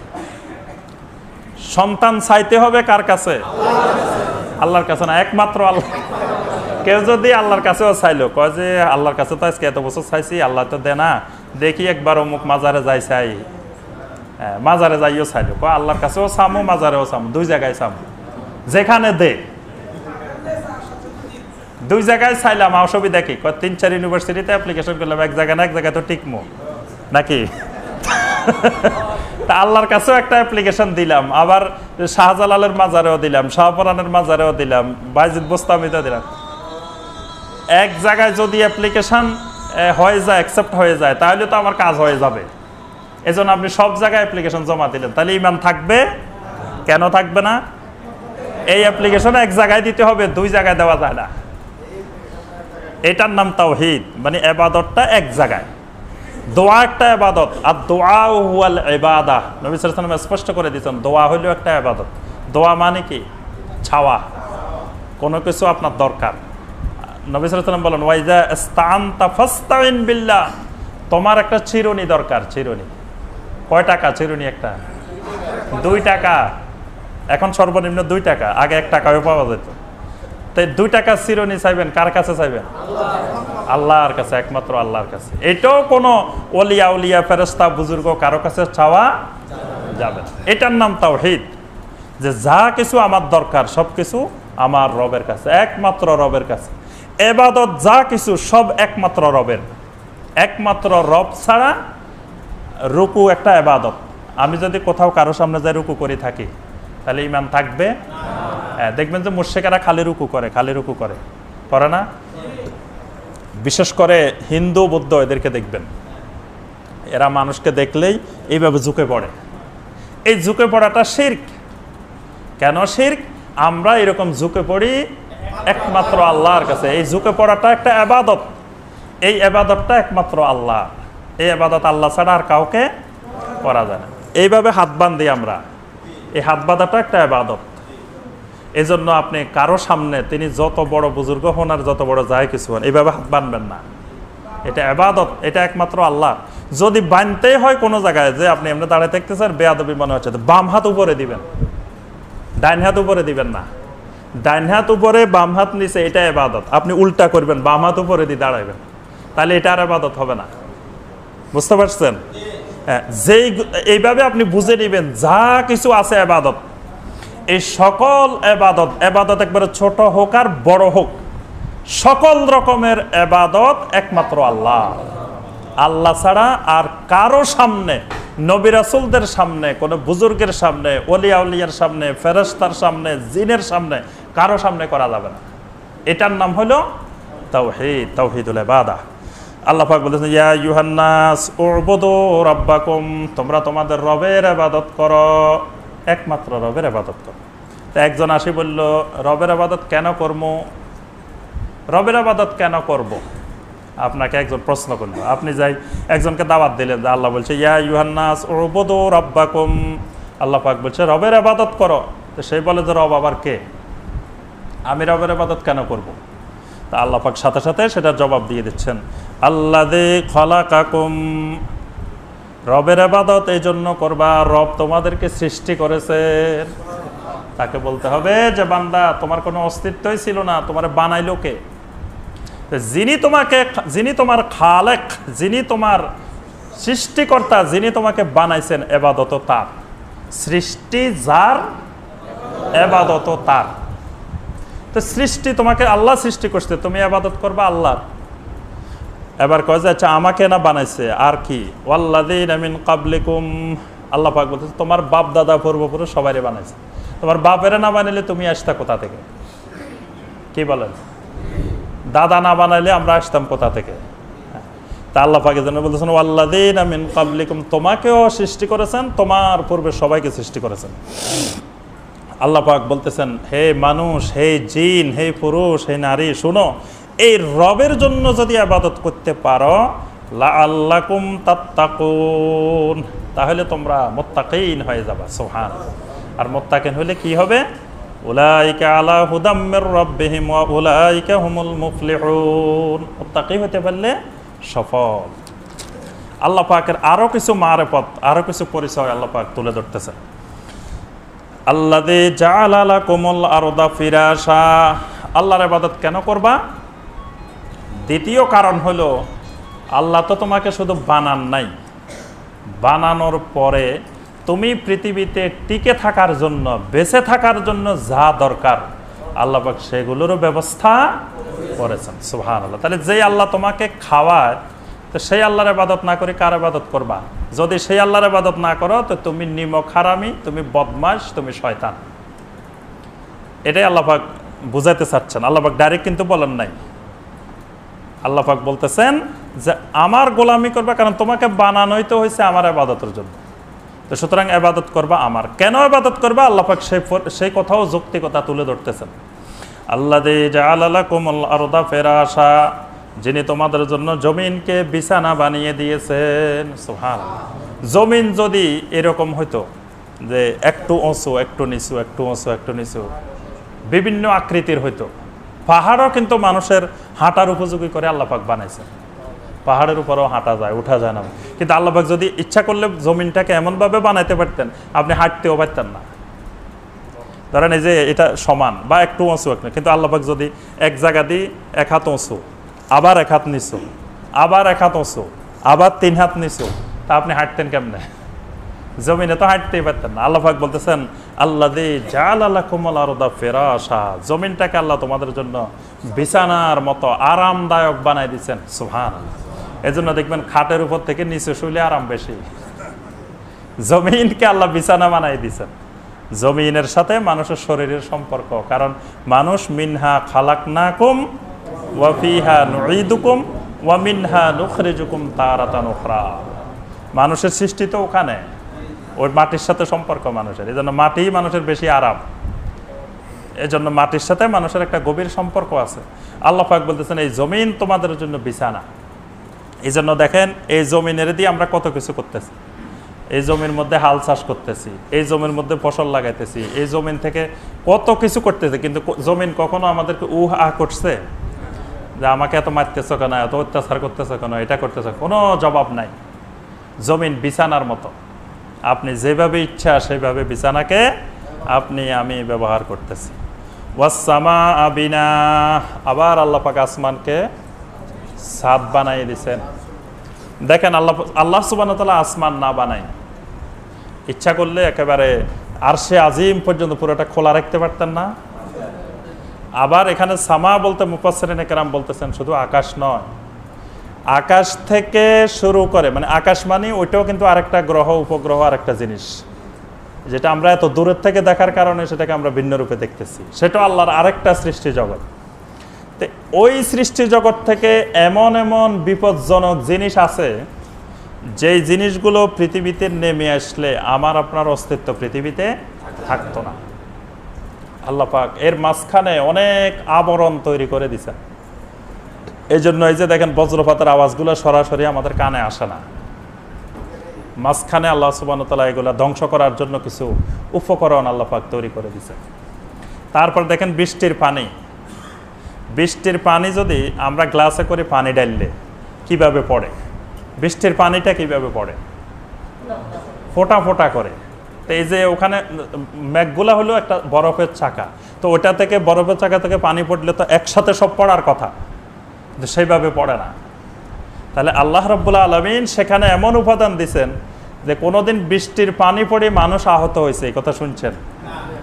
যে কারো মাথার উপর দিয়ে বৃষ্টির পানি পড়ে অমুক জায়গায় 10 জন আহত হয়েছে আকাশ থেকে বৃষ্টির পানি পড়ে। যদি একসাথে বরফের চাকাটা যদি গায়ের উপরে পড়তো কারো, মেঘের ওই পুরাটা, তাহলে মানুষ আহত হইতো না, মারা যেত না? দেখেন রাব্বুল আলামিন সেখানে এই কি ওজন, বিশেষ করে বিমানে উপরে উঠলে, মেঘের উপরে যখন উঠেন তখন মেঘগুলাকে আরেক রকম দেখা যায় নিচের দিকে থাকে। বিশেষ করে আমরা হজে যাওয়ার সময় যখন এই যে সাগরের উপরে যায়, আরব সাগরের উপরে, তখন উপরে বিমান নিচে মেঘ। এই মেঘগুলোর দিকে তাকাইলে মনে হয় যে বিশাল বিশাল পাহাড়, এক একটা এক এক আকৃতির। এই পাহাড়গুলো যদি ভেঙ্গে মানুষের উপরে পড়তো নিচে, তাহলে কত মানুষ যে মেঘ পড়ে মারা যেত, বৃষ্টি পড়ে মারা যেত। কিন্তু আজ পর্যন্ত পৃথিবীতে একটা মানুষ বৃষ্টি পড়ে মারা গেছে, মেঘ পড়ে গায়ের উপরে মারা গেছে, এরকম নজির নাই। অর্থাৎ মানুষকে রক্ষা করার জন্য সূর্যের আলো যদি সরাসরি মানুষের গায়ে আসে পড়তো, তাহলে মানুষ জলে সব একেবারে ছাই হয়ে যেত। আল্লাহ পাক কত আবরণ তৈরি করে দিয়েছেন যাতে বান্দার শরীরে এটা সরাসরি আগুনের তাপ না লাগে। বান্দার জন্য যতটুকু দরকার এতটুকু লাগবে, যতটুকু দরকার নাই অতটুকু আল্লাহ পাক উপরের দিকে রেখে দেওয়ার ব্যবস্থা করে দিয়েছে। সুবহানাল্লাহ। অর্থাৎ এই আকাশ জগৎকে, সামাকে কত কারিগরি দিয়ে, সুনিপুণ দক্ষতা দিয়ে আল্লাহ রাব্বুল আলামিন বান্দার উপযোগী করে বানিয়েছে। আল্লাহ বলতেছেন, বান্দা তুমি নিচে তাকাও সেখানেও আমি আল্লাহকে দেখবা, উপরে তাকাও সেখানেও আমি আল্লাহকে দেখবা। তো তুমি আমি আল্লাহর ইবাদত করবা না কেন? وأنزل من السماء ماء فأخرج به من الثمرات رزقا لكم। আল্লাহ পাক বলেন, বান্দা ওই আকাশ থেকে তোমার জন্য কেমন করে পানি বর্ষণ করি, এই পানিগুলো বান্দার জন্য, আমাদের জন্য। তারপরে কি করেন? فأخرج به من الثمرات رزقا لكم, তোমাদের রিজিকের জন্য, তোমাদের খাওয়ার জন্য কত রকমের খাবার আমি আল্লাহ ওই জমিন থেকে বের করে নিয়ে আসি। সুবহানাল্লাহ। সবজি খাওয়ান আল্লাহ পাক, কত রকমের সবজি দেখছেন। আল্লাহ পাক এক সবজি দিয়ে দিলেও তো হয়তো তোরা খা এগুলা যা। বাঙালিদের জন্য লাউ আর কুমড়া, আরবদের জন্য আরেকটা, আরেক দেশে আরেকটা, যে তোরা সারা বছর এগুলা খা। আল্লাহ পাক এটা দিছেন। দেখেন কত রকমের সবজি, কত রকমের ফল। মানুষের যাতে রুচির ভিন্নতা, একদিন ফুলকপি খাইলো, একদিন বাঁধাকপি খাইলো, একদিন এটা খাইলো, যাতে রুচির ভিন্নতা পরিবর্তন করে করে খাইতে পারে। এবং ওই মানুষের শরীরের জন্য যত রকমের বেঁচে থাকার জন্য, সুস্থ থাকার জন্য যত উপাদান দরকার সব ওই সবজির মধ্যে, ফলের মধ্যে আল্লাহ পাক দিয়ে দিয়েছেন। আল্লাহু আকবার। আমরা যদি খাবারের দিকে লক্ষ্য করি, আমাদের খাবারগুলোর দিকে, তাহলেও একজন মানুষের, সে যত বড় নিমক হারামি হোক, যত বড় কাফের হোক, যত বড় মুশরিক হোক, তার কপাল সাথে সাথে জমিনে আল্লাহর দরবারে সাজদায় পড়ে যাবে। আল্লাহু আকবার। আল্লাহ পাক আমাকে কত রকমের জিনিস খাওয়ান। মাছের মধ্যে কত রকমের মাছ, দেখেন মাছের ভিতরে আবার কত কারুকাজ। মাছের গায়ে, শরীরে দেখেন এক এক মাছের মধ্যে আল্লাহ পাক এক একটা কারুকাজ করে দিয়েছেন। শোল মাছের গায়ে দেখেন ফুলের মতো আঁকা আছে, আরেক মাছের গায়ে দেখেন আরেক রকম করা আছে। কাঁটাগুলাকে আল্লাহ পাক আরেক সৌন্দর্যের উপকরণ বানাই দিয়েছে। মাছের মধ্যে কত সৌন্দর্য বানায় আল্লাহ পাক দিয়েছেন। আল্লাহ পাক ইচ্ছা করলে এত সৌন্দর্য না করে এমনি তো দিয়ে দিতে পারতেন, কিন্তু বান্দাকে রাব্বুল আলামিন খাওয়াবেন। বান্দা আল্লাহর মেহমান, আল্লাহ পাকে কত সুন্দর করে সে খাবারের ব্যবস্থাটা করতেছেন। আল্লাহু আকবার। কলা খাইতেছেন, কলা যদি চামড়া না দিয়ে সরাসরি এমনি দিয়ে দিত, তা মাছিয়ে অর্ধেক খাইতো, আপনি অর্ধেক খাইতেন না। কিন্তু রাব্বুল আলামিন কত সুন্দর করে প্যাকেট করে বান্দাকে খাওয়াচ্ছেন। আমের মধ্যে আল্লাহ পাক কত সুন্দর প্যাকেট, কমলার কত সুন্দর প্যাকেট, মালটার কত সুন্দর প্যাকেট। দেখেন সব জিনিসকে রাব্বুল আলামিন বান্দাকে যে বলছেন, ওয়ালাকাদ কাররামনা বানি আদম, আমি বানি আদমকে সম্মানিত করছি। সম্মানিত মানুষের খাওয়ার জিনিসকে আল্লাহ কত সম্মানিত করছেন। সুবহানাল্লাহ। এই যে সম্মানিত করেছেন আল্লাহ পাক, শুধু কথায় বলেন না যে আমি সম্মানিত করছি, এই সম্মানিত মানুষের তার সার্বিক ব্যবস্থাপনা আল্লাহ পাক ওই সম্মানিতভাবেই করছেন। 5 স্টার হোটেলের যিনি থাকে, তার খাবার দাবার যেমন সব 5 স্টারের মানের, ওই মানুষকে যেমন আল্লাহ রাব্বুল আলামিন কারামত দিয়ে, সম্মান দিয়ে সকল সৃষ্টি জগতের মধ্যে আল্লাহ পাক আহসান সুরতে তৈরি করেছেন, তাদের সকল খাবারগুলো আল্লাহ পাক আহসান সুরতে দিয়েছেন। সুবহানাল্লাহ। এভাবে আপনি একটা একটা করে সকল খাবারগুলোর দিকে লক্ষ্য করেন, কি সুন্দর করে আল্লাহ পাক চাউলগুলা দিচ্ছেন ভাত খাওয়ার জন্য। চাউলগুলারে কত প্যাকেটিং, কত সুন্দর সিস্টেম করে আল্লাহ পাক আমাদের সামনে দিচ্ছেন। আল্লাহু আকবার। তা আল্লাহ পাক বলতেছেন, বান্দা দেখো তোমার খাবারের জন্য আমি কত রকমের খাবার তৈরি করেছি। ফালা তাজালু লিল্লাহি আনদাদা ওয়া আনতুম তা'লামুন। সুতরাং জেনে শুনে বান্দা, আমি আল্লাহর সাথে কাউকে সমকক্ষ নির্ধারণ করিও না, আল্লাহর সাথে শিরক করিও না। আব্দুল্লাহ ইবনে মাসউদ রাদিয়াল্লাহু তাআলা আনহু নবী সাল্লাল্লাহু আলাইহি ওয়াসাল্লামকে জিজ্ঞাসা করলেন, ইয়া রাসূলুল্লাহ, আইয়ুয যামবে আকবারু ইনদাল্লাহ, আল্লাহ সুবহানাহু ওয়া তাআলার কাছে সবচেয়ে বড় গুনাহ, সবচেয়ে বড় অপরাধ কোনটা? নবী সাল্লাল্লাহু আলাইহি ওয়াসাল্লাম বললেন, আনতা জাআলা লিল্লাহি নিদ্দান ওয়া হুয়া খালাকাকা। এই আয়াতটা বললেন। নবী সাল্লাল্লাহু আলাইহি ওয়াসাল্লাম বললেন, আনতা জাআলা লিল্লাহি নিদ্দান ওয়া হুয়া খালাকাকা। যে আল্লাহ তোমাকে সৃষ্টি করেছেন, সেই আল্লাহর সমকক্ষ কোনো কিছুকে বানানো, এটাই হলো সবচেয়ে বড় জুলুম, সবচেয়ে বড় অপরাধ। যেটাকে লোকমান আলাইহিস সালাম ছেলেকে বলছেন, ইয়া বুনাইয়া লা তুশরিক বিল্লাহ ইন্নাশ শিরকা লা যুলমুন আযীম। এটা জুলমে আযীম, মহা জুলুম, মহা অপরাধ শিরক। এজন্য বাচ্চাদেরকে, শিশুদেরকে শিখাইতে হবে, তাওহীদ শিখাইতে হবে বাচ্চাদেরকে। বাচ্চাদের প্রথম যে জিনিস শিখাইতে হবে সেটা হলো তাওহীদ। আল্লাহ পাক এই লোকমান আলাইহিস সালামের মাধ্যমে দুনিয়ার সকল মুমিনকে শিখাইতেছেন, সর্বপ্রথম বাচ্চাকে যে জ্ঞান, শিশুকে যে জ্ঞানটা দিতে হবে সেটা তাওহীদের জ্ঞান। তাকে হাট্টিমাটিম টিম, তারা মাঠে পাড়ে ডিম, তারপরে টুইঙ্কল টুইঙ্কল লিটল স্টার, তারপরে আরো যা যা শিখাই, এগুলো শিখানো যাবে। তবে এগুলো শিখানোর আগে শিখাইতে হবে লা ইলাহা ইল্লাল্লাহ, তাওহীদ শিখাইতে হবে আগে। কারণ আল্লাহ পাক বলতেছে, ইয়া বুনাইয়া লা তুশরিক বিল্লাহ ইন্নাশ শিরকা লা যুলমুন আযীম। কোনটা শিরক, কোনটা তাওহীদ, এটা শিখাইতে হবে আগে। কিন্তু আমরা বাচ্চারে দিয়ে আরো শিরকের সূচনা করি। বাচ্চার এখান দিয়ে লাগাই দিই, হ্যাঁ, কালো কালো ফোঁটা লাগাই দিই। কেন লাগাই দিই? যাতে নজর না পড়ে, এটা নজর প্রতিহত করবে। এই যে শিরক বাচ্চার মধ্যে প্রথমে ঢুকাই দিছি, বাচ্চা আলগাইতে পারে না। তাবিজ, তোমার ঠোলা, নারকেল গাছের, অমুক গাছের, তমুক গাছের, এতগুলা বাচ্চার গলার মধ্যে, মানে শিরকের আস্তানা। হ্যাঁ, শিরকের বোঝা, শিরকের বোঝা বাচ্চার আলগাইতে খবর হয়ে যাচ্ছে। এই বাচ্চা দুনিয়াতে আসার সাথে সাথে শুরু হয়ে গেছে শিরক। বরং বাচ্চাকে শিখাবে তাওহীদ, বাচ্চাকে শিখাবে শিরক কোনটা, শিরক থেকে কিভাবে মুক্ত থাকবে।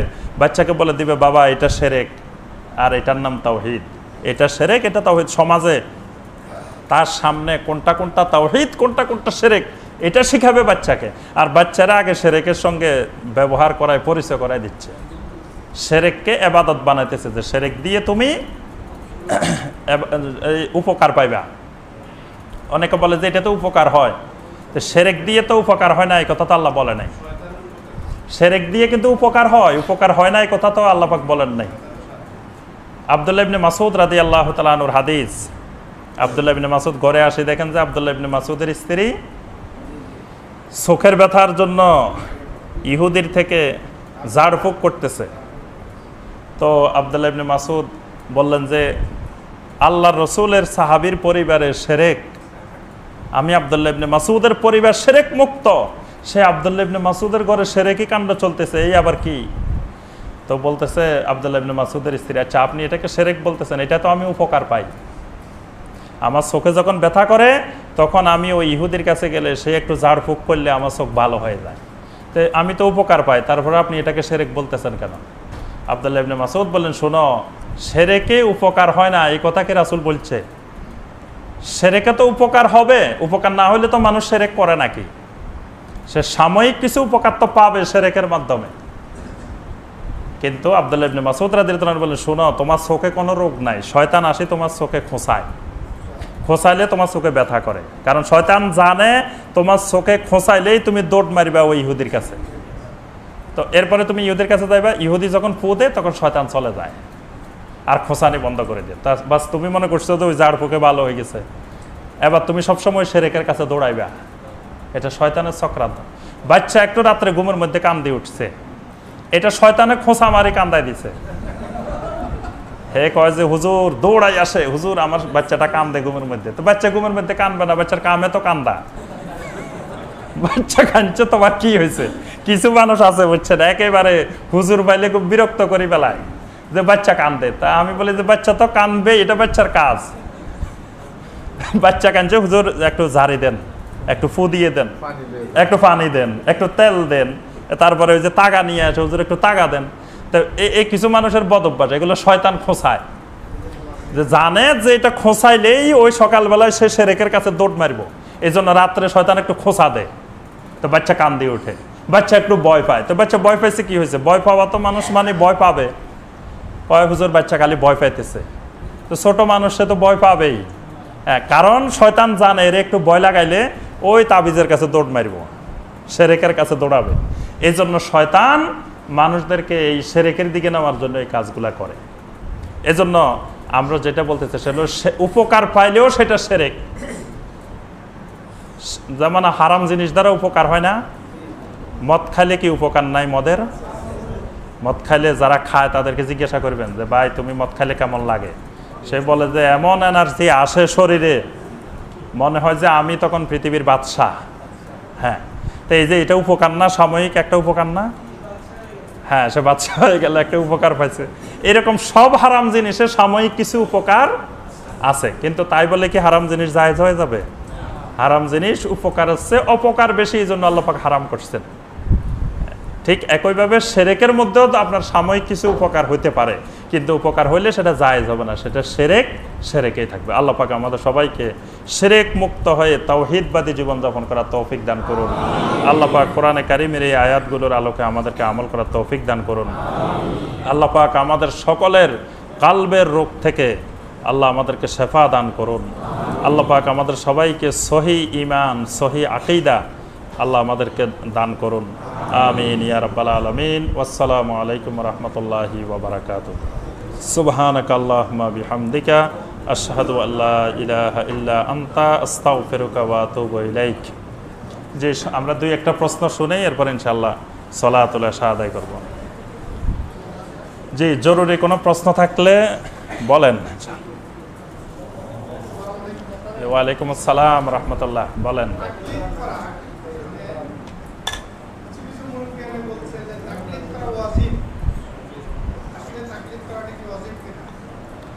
জি আলহামদুলিল্লাহ, ভাই জানতে চেয়েছেন তাকলিদ করা ওয়াজিব কিনা। এখানে অনেক ভাই তাকলিদ বুঝেন নাই আগে, তাকলিদটা কি জিনিস, তারপরে না এটা খায় না রান্না করে নাকি ব্যবহার করে বোঝা যাবে। আগে হলো তাকলিদ কি জিনিস। তাকলিদ মানে কালাদা থেকে, কালাদা মানে গলার হার, আর কালাদা মানে গলার হার, অর্থাৎ উটদেরকে আরবে উটদেরকে চিহ্নিত হওয়ার জন্য, পরিচিত হওয়ার জন্য গলার মধ্যে একটা হার লাগাই দেওয়া হইতো। দেখবেন আমাদের দেশেও লাগায়, আমাদের দেশেও এই গলার মধ্যে এরকম পশুর গলার মধ্যে লাগানো হয়। এগুলাকে আরবি ভাষায় কালাদা বলা হয়। কালাদা থেকে তাকলিদ। তাকলিদ মানে হলো অন্ধভাবে অনুকরণ, কোনো ব্যক্তির অন্ধভাবে অনুকরণ, এটাকে শরীয়তের ভাষায় বলা হয় তাকলিদ। তো পৃথিবীতে মানে সমাজে মুসলিম দুই ধরনের। এক ধরনের মুসলিম হইল যিনি পড়াশোনা করার মতো, দলিল বোঝার মতো, দলিল জানার মতো যার ক্যাপাসিটি আছে।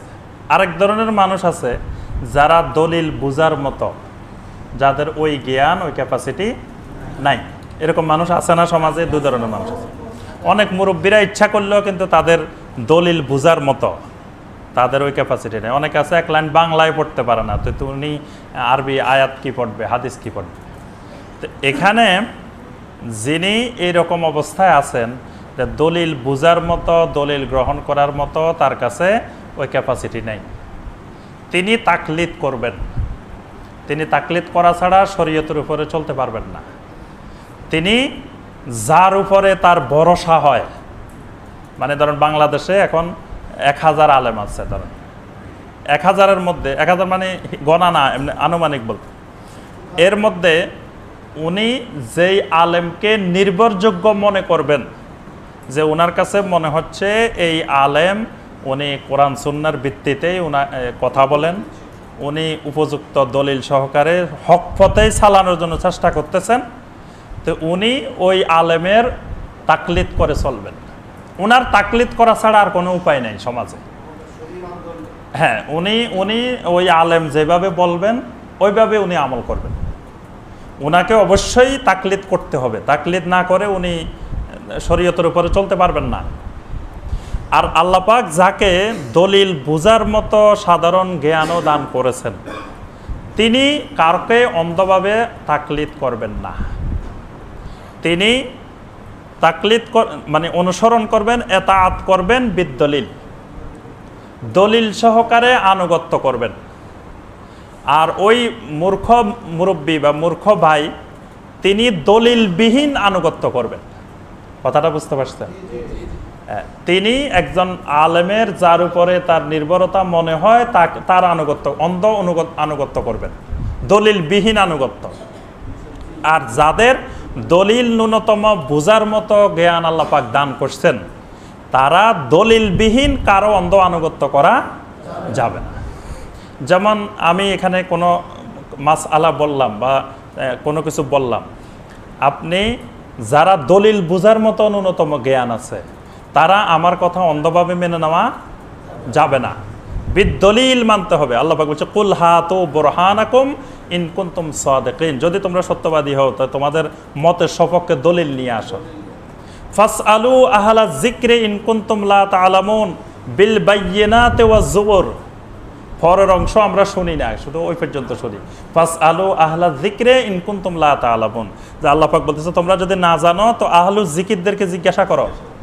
এক লোক এসে ইমাম আহমদ বিন হাম্বলকে বললেন, আহমদ বিন হাম্বল, আল্লাহ বলছেন না জানলে জিজ্ঞাসা করার জন্য।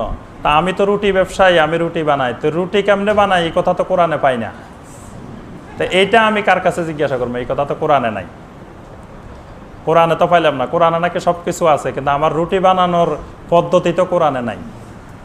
তখন ইমাম আহমদ বিন হাম্বল বললেন এই কথাও কোরআনে আছে, তুমি কালকে আসিবা, আমি তোমাকে জবাব দিব। ইমাম আহমদ বিন হাম্বল রাহিমাহুল্লাহ জবাব দিলেন যে তুমি এই আয়াত পড়ো, ফাসআলু আহলা যিকরি ইন কুনতুম লা তা'লামুন বিল বায়্যিনাতি ওয়াজ জুবুর। আল্লাহ পাক বলছে তুমি যদি না জানো তো আহলু যিকিরকে জিজ্ঞাসা করো, বিল বায়্যিনাতি ওয়াজ জুবুর, দলিল প্রমাণ সহকারে। বিল বায়্যিনাতি ওয়াজ জুবুর, দলিল প্রমাণ সহকারে আহলে যিকিরকে জিজ্ঞাসা করো।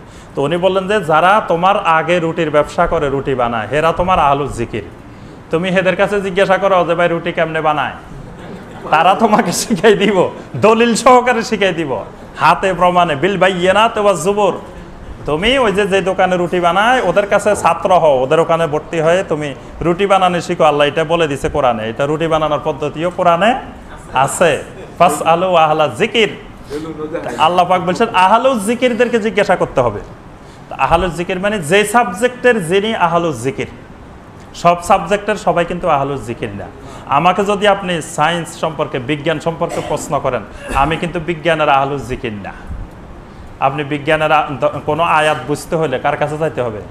যিনি বিজ্ঞানের আহলু যিকির, তার কাছে যাইতে হবে। আপনি কেমিস্ট্রি বোঝা দরকার, ফিজিক্স বোঝা দরকার, আমাকে যদি কেমিস্ট্রি বুঝতে চান আমার কাছে, আমি কি কেমিস্ট্রির আহলু যিকির? আমি কি ইকোনমিক্সের আহলু যিকির? এক এক সাবজেক্টের এক একজন আহলু যিকির। তা আল্লাহ পাক বলছে তুমি যদি ওই সাবজেক্ট না জানো তো ওই সাবজেক্টে যারা আহলু যিকির তাদের কাছে জিজ্ঞাসা করে নাও। তবে জিজ্ঞাসা করার সময় বিল বায়্যিনাতি ওয়াজ জুবুর, দলিল প্রমাণ সহকারে। তাকে বলবেন যে ভাই আমাকে বুঝাই দিবেন দলিল প্রমাণ সহকারে। এজন্য অনেকে বলে যে আরে মিয়া আপনি বুঝবেন না, এই প্রসঙ্গে এটাও বলে দিই, আপনি দলিলের আবার কি বুঝেন? আপনি দলিলের কি বুঝেন? আমি 30 বছর মাদ্রাসায় পড়ি, দলিল বুঝি না, আপনি কি বুঝেন? এরকম বলে না? হ্যাঁ, আপনি বললেন যে ভাই আমাকে এটা বুঝাই দেন বিল বায়্যিনাতি ওয়াজ জুবুর, দলিল প্রমাণ সহকারে বুঝাই দেন। তো হে কয় আপনি মাদ্রাসায় পড়ছেন, আমি 30 বছর মাদ্রাসায় পড়ি, দলিল বুঝি না, আপনি আবার দলিল কি বুঝবেন? হ্যাঁ, এই কথা বলে আপনাদেরকে কিন্তু দৌড়ায় যে দলিল বলা যাবে না। আসলে কিন্তু উনি দলিলে জানে না। এই সূত্রটা মনে রাখবেন যে আমি যেই জিনিস জানি, বুঝি, এই জিনিস দুনিয়ার যত বোকা, যত গাধা, যত রাবিশ, যেরকমই হোক, তাকে আমি আমার এই জিনিস বুঝাইতে পারবো। আর যদি আমি ক্লিয়ার ভালো করে না বুঝি তো ওই জিনিস আমি বুঝাইতে পারবো না। একটা অঙ্ক যদি আমি জানি তা আমার স্টুডেন্ট যত গাধা হোক আর যত বোকা হোক আমি তারে বুঝাই ছাড়বো। কিন্তু যদি আমি অঙ্কটা ভালো করে না বুঝি তাহলে ভালো স্টুডেন্ট হলেও আমি তাকে বুঝাইতে পারবো না। আগে অঙ্কটা আমাকে তো ভালোভাবে বুঝতে হবে। এজন্য দেখবেন অনেক টিচার ভালো করে অঙ্ক বুঝাইতে পারে না। তো বুঝাইতে না পারার কারণ হলো এ নিজেই অঙ্ক ভালো করে বুঝে না। তো ছাত্রের কাছে আসে গল্প করে আর মাঝে মধ্যে ওই আসে নোট দেখে, এই সমাধান দেখে অঙ্ক একটা দুটো শিখে আসে, ওই একটা দুটা করায়। আমাদের এক ওস্তাদ ছিলেন ডক্টর মোখলেসুর রহমান রাহিমাহুল্লাহ, উনি মারা গেছেন। উনি বিসিএস পরীক্ষা সারা বাংলাদেশে ফার্স্ট হয়েছিলেন। তো উনি বলতেন যে ওনার ভাই বোন, ভাই এবং ভাবি রাজশাহী ইউনিভার্সিটির গণিতের প্রফেসর, অঙ্কের প্রফেসর। তো বিসিএস পরীক্ষা দেওয়ার সময় ওনাদের কাছে অঙ্ক পড়তেন। তো ওনাকে অঙ্ক বুঝাইতে পারতেন না, বলে যে ওনারা হয়েছে ইউনিভার্সিটি লেভেলের অঙ্কের প্রফেসর, আমার দরকার হলো এসএসসি লেভেলের অঙ্ক। তো ওনারা পড়ায় উঁচু মানের অঙ্ক, তো এরা কি এসএসসির অঙ্ক বুঝাইতে পারে নাকি? প্রাইমারি স্কুলের পড়া কি ইউনিভার্সিটির টিচার বুঝাইতে পারে নাকি? কথা বুঝেন নাই? ইউনিভার্সিটির টিচার যে মানে বুঝাবে, ও তো প্রাইমারি স্কুলের বাচ্চারা আসে যদি ইউনিভার্সিটির টিচার পড়ানো শুরু করে ওই মানে, তো হে তো ওইটা বুঝবে না। তো উনি বলে যে আমার দরকার হলো এসএসসি মানের অঙ্ক, এখন হেরা বুঝায় আমাকে হাই লেভেলের অঙ্ক, তো ওই অঙ্ক তো আমি কিছু বুঝি না। তো পরে বলছি যে আপনাদের কাছে অঙ্ক পড়বো না, আমি অন্য জায়গায় পড়বো, নিজে নিজে পড়বো, বিসিএসে টিকলে টিকবো, না টিকলে নাই। শেষে উনি বিসিএসে ফার্স্ট হয়েছে। তো বাইরে যাই বলতেছে আপনার কাছে অঙ্ক না শিখিও আমি বিসিএসে ফার্স্ট হয়েছি। তো পরে আমি একটা থিওরি ওনাদেরকে বলছি যে শুনেন, আমি আরবিকে পড়াশোনা করছি, আপনি আমার কাছে আরবি শিখতে চাইলে যেই রকম আরবি হোক আমি আপনারে বুঝাই ছাড়বো, কারণ আমি এটা বুঝছি, আমি এটার এক্সপার্ট, আমি এটার আহলুল জিকির। আর যদি বুঝাইতে না পারি বুঝবেন যে আমি ওটা বুঝি নেই। তো যেরকম অঙ্ক হোক আপনি যদি আমাকে বুঝাইতে না পারেন, বুঝতে হবে যে আপনি সেটা জানেন না, আপনি বুঝেন না, এই জন্য আপনি আমাকে বুঝাইতে পারেন না। তো দলিল যদি আপনার জানা থাকে তা আমাকে আপনি বুঝাইতে অসুবিধা কোথায়? কি বলেন? দলিল যদি আমি জানি তা আপনারা বুঝাবো না কেন? আপনি দুনিয়ার সব বুঝেন, এটা বুঝবেন না কেন? মূল কথা হলো আমি দলিল জানি না, তা আমি আপনাকে দলিল বুঝাবো কিভাবে? তা আমি জানি না এই কথা কইলে কবেন যে এত বড় মুফতি সাহেব দলিল জানে না, এ তো ইমামতি করতে পারবে না, আমার পরের দিন ইমামতি চলে যাব। তা তখন আমাকে কি করতে হবে? আমাকে শিখতে হবে যে ওই যার দেখবেন যে বৃদ্ধ বয়স যখন আসে মানুষের, তখন মানুষের শরীরের শক্তি কমে যায়, একটা শক্তি বেড়ে যায়, হ্যাঁ, রাগ আর মুখের শক্তি বেড়ে যায়। দেখবেন যে এমন এমন ধমক দিতেছে, তার মুখে এত পাওয়ার, শরীরে ওই মানে যদি পাওয়ার থাকতো তো দুনিয়া উল্টাই ফেলতো। মানে তার শরীর দুর্বল হয়ে গেছে কিন্তু মুখের পাওয়ারটা বেড়ে গেছে, এটা স্বাভাবিক নিয়ম। দেখুন অসুখ অবস্থা মানুষ যখন দুর্বল হয়ে বিছানায় শুয়ে থাকে, তার মেজাজ, তার অবস্থা খিটখিটে হয়ে যায়, মানে তার ওই এনার্জিটা, ওই পাওয়ারটা বেড়ে যায়। তা আমাদের যখন এলেমে দুর্বল হয়ে গেছি, এলেম যখন হাত পা ভেঙে পড়ছে, এখন এইটা কিন্তু খুব শক্তিশালী হয়ে গেছে, বুঝতে পারছেন? এলেমে আমরা বৃদ্ধ হয়ে গেছি, অসুস্থ হয়ে গেছি, একেবারে পড়ে গেছে। তো এখন যে কোনো একটা করে তো আমাকে টিকে থাকতে হবে, তো এই জন্য এইটা জোর বেড়ে গেছে। এখন আপনি কিছু জিজ্ঞাসা করলে ধমক মারি, আরে মিয়া আপনি দলিলের কি বুঝেন? মানে আসলে কথা হলো যে আমি দলিল জানি না, তা আপনারা দলিল দিব কিভাবে? তো এই জন্য তাকলিদের ব্যাপারে যেটা বলছেন, ওই রকম মানুষ দেখবেন যে এরকম অনেক মানুষ আছে এরকম, যারা কিছুই বুঝে না, কিছুই জানে না, এরা তাকলিদ করবে, বাকিরা তাকলিদ করবে না, বাকিরা এতাআত বিদলিল করবে। জি জি, আলহামদুলিল্লাহ। গায়বানা জানাজার ব্যাপারে ভাই জানতে চাইছেন। গায়বানা জানাজার ব্যাপারে আমরা এর আগেও বলছি যে গায়বানা জানাজা একটা ক্ষেত্রে শুধু পড়া যাবে, যে কোনো মুসলিম এমন জায়গায় মৃত্যুবরণ করেছেন সেখানে তাকে জানাজাবিহীন দাফন করা হয়েছে, অথবা তার লাশ খুঁজে পাওয়া যায় নাই, দুই অবস্থার যে কোনো এক অবস্থা। মানে ওই যে মালয়েশিয়ার যে বিমান ধ্বংস হইলো, তো বিমানটা কোন জায়গায় গেছে খুঁজে পাওয়া যাচ্ছে না, লাশে পাওয়া যাচ্ছে না, সাগরে পড়ে গেছে, তো এই লোকের তো লাশে নাই, জানাজা কীভাবে হবে? এই লোকের গায়বানা জানাজা জায়েজ। তারপরে হয়তো কোনো লোক আমেরিকাতে বা ইসরায়েলে বা খ্রিস্টানদের দেশে বা ইহুদিদের দেশে মারা গেছে, সেখানে কেউ তার জানাজা পড়েন নাই, জানাজাবিহীন তাকে দাফন করে দিছে। যেমন নবী সাল্লাল্লাহু আলাইহি ওয়াসাল্লাম একবার গায়বানা জানাজা পড়ছেন, কার? বাদশাহ নাজ্জাশীকে জানাজাবিহীন দাফন করা হয়েছিল। তো নবী সাল্লাল্লাহু আলাইহি ওয়াসাল্লাম এই জন্য মদিনাতে তার জানাজা পড়ছেন, গায়বানা জানাজা। তো এই জন্য এরকম হলে ওই ব্যক্তির জায়েজ। কিন্তু যার একবার জানাজা হয়েছে, ঢাকায় যার একবার জানাজা হয়েছে, তার জন্য ওই যে চট্টগ্রামে অমুক জায়গায় তমুক জায়গায় আর গায়বানা জানাজা পড়া জায়েজ। তার জন্য আপনি দোয়া করতে পারেন, চট্টগ্রাম থেকে দোয়া করবেন, ওই সিলেট থেকে দোয়া করবেন, কিন্তু সেখানে জানাজা পড়া যাবে না। জানাজা যদি সিলেটে পড়তে হয় তো সিলেটে তার লাশ নিয়ে যেতে হবে, যদি চট্টগ্রামে পড়তে হয় লাশ হাজির থাকতে হবে, লাশবিহীন জানাজা পড়া যাবে না।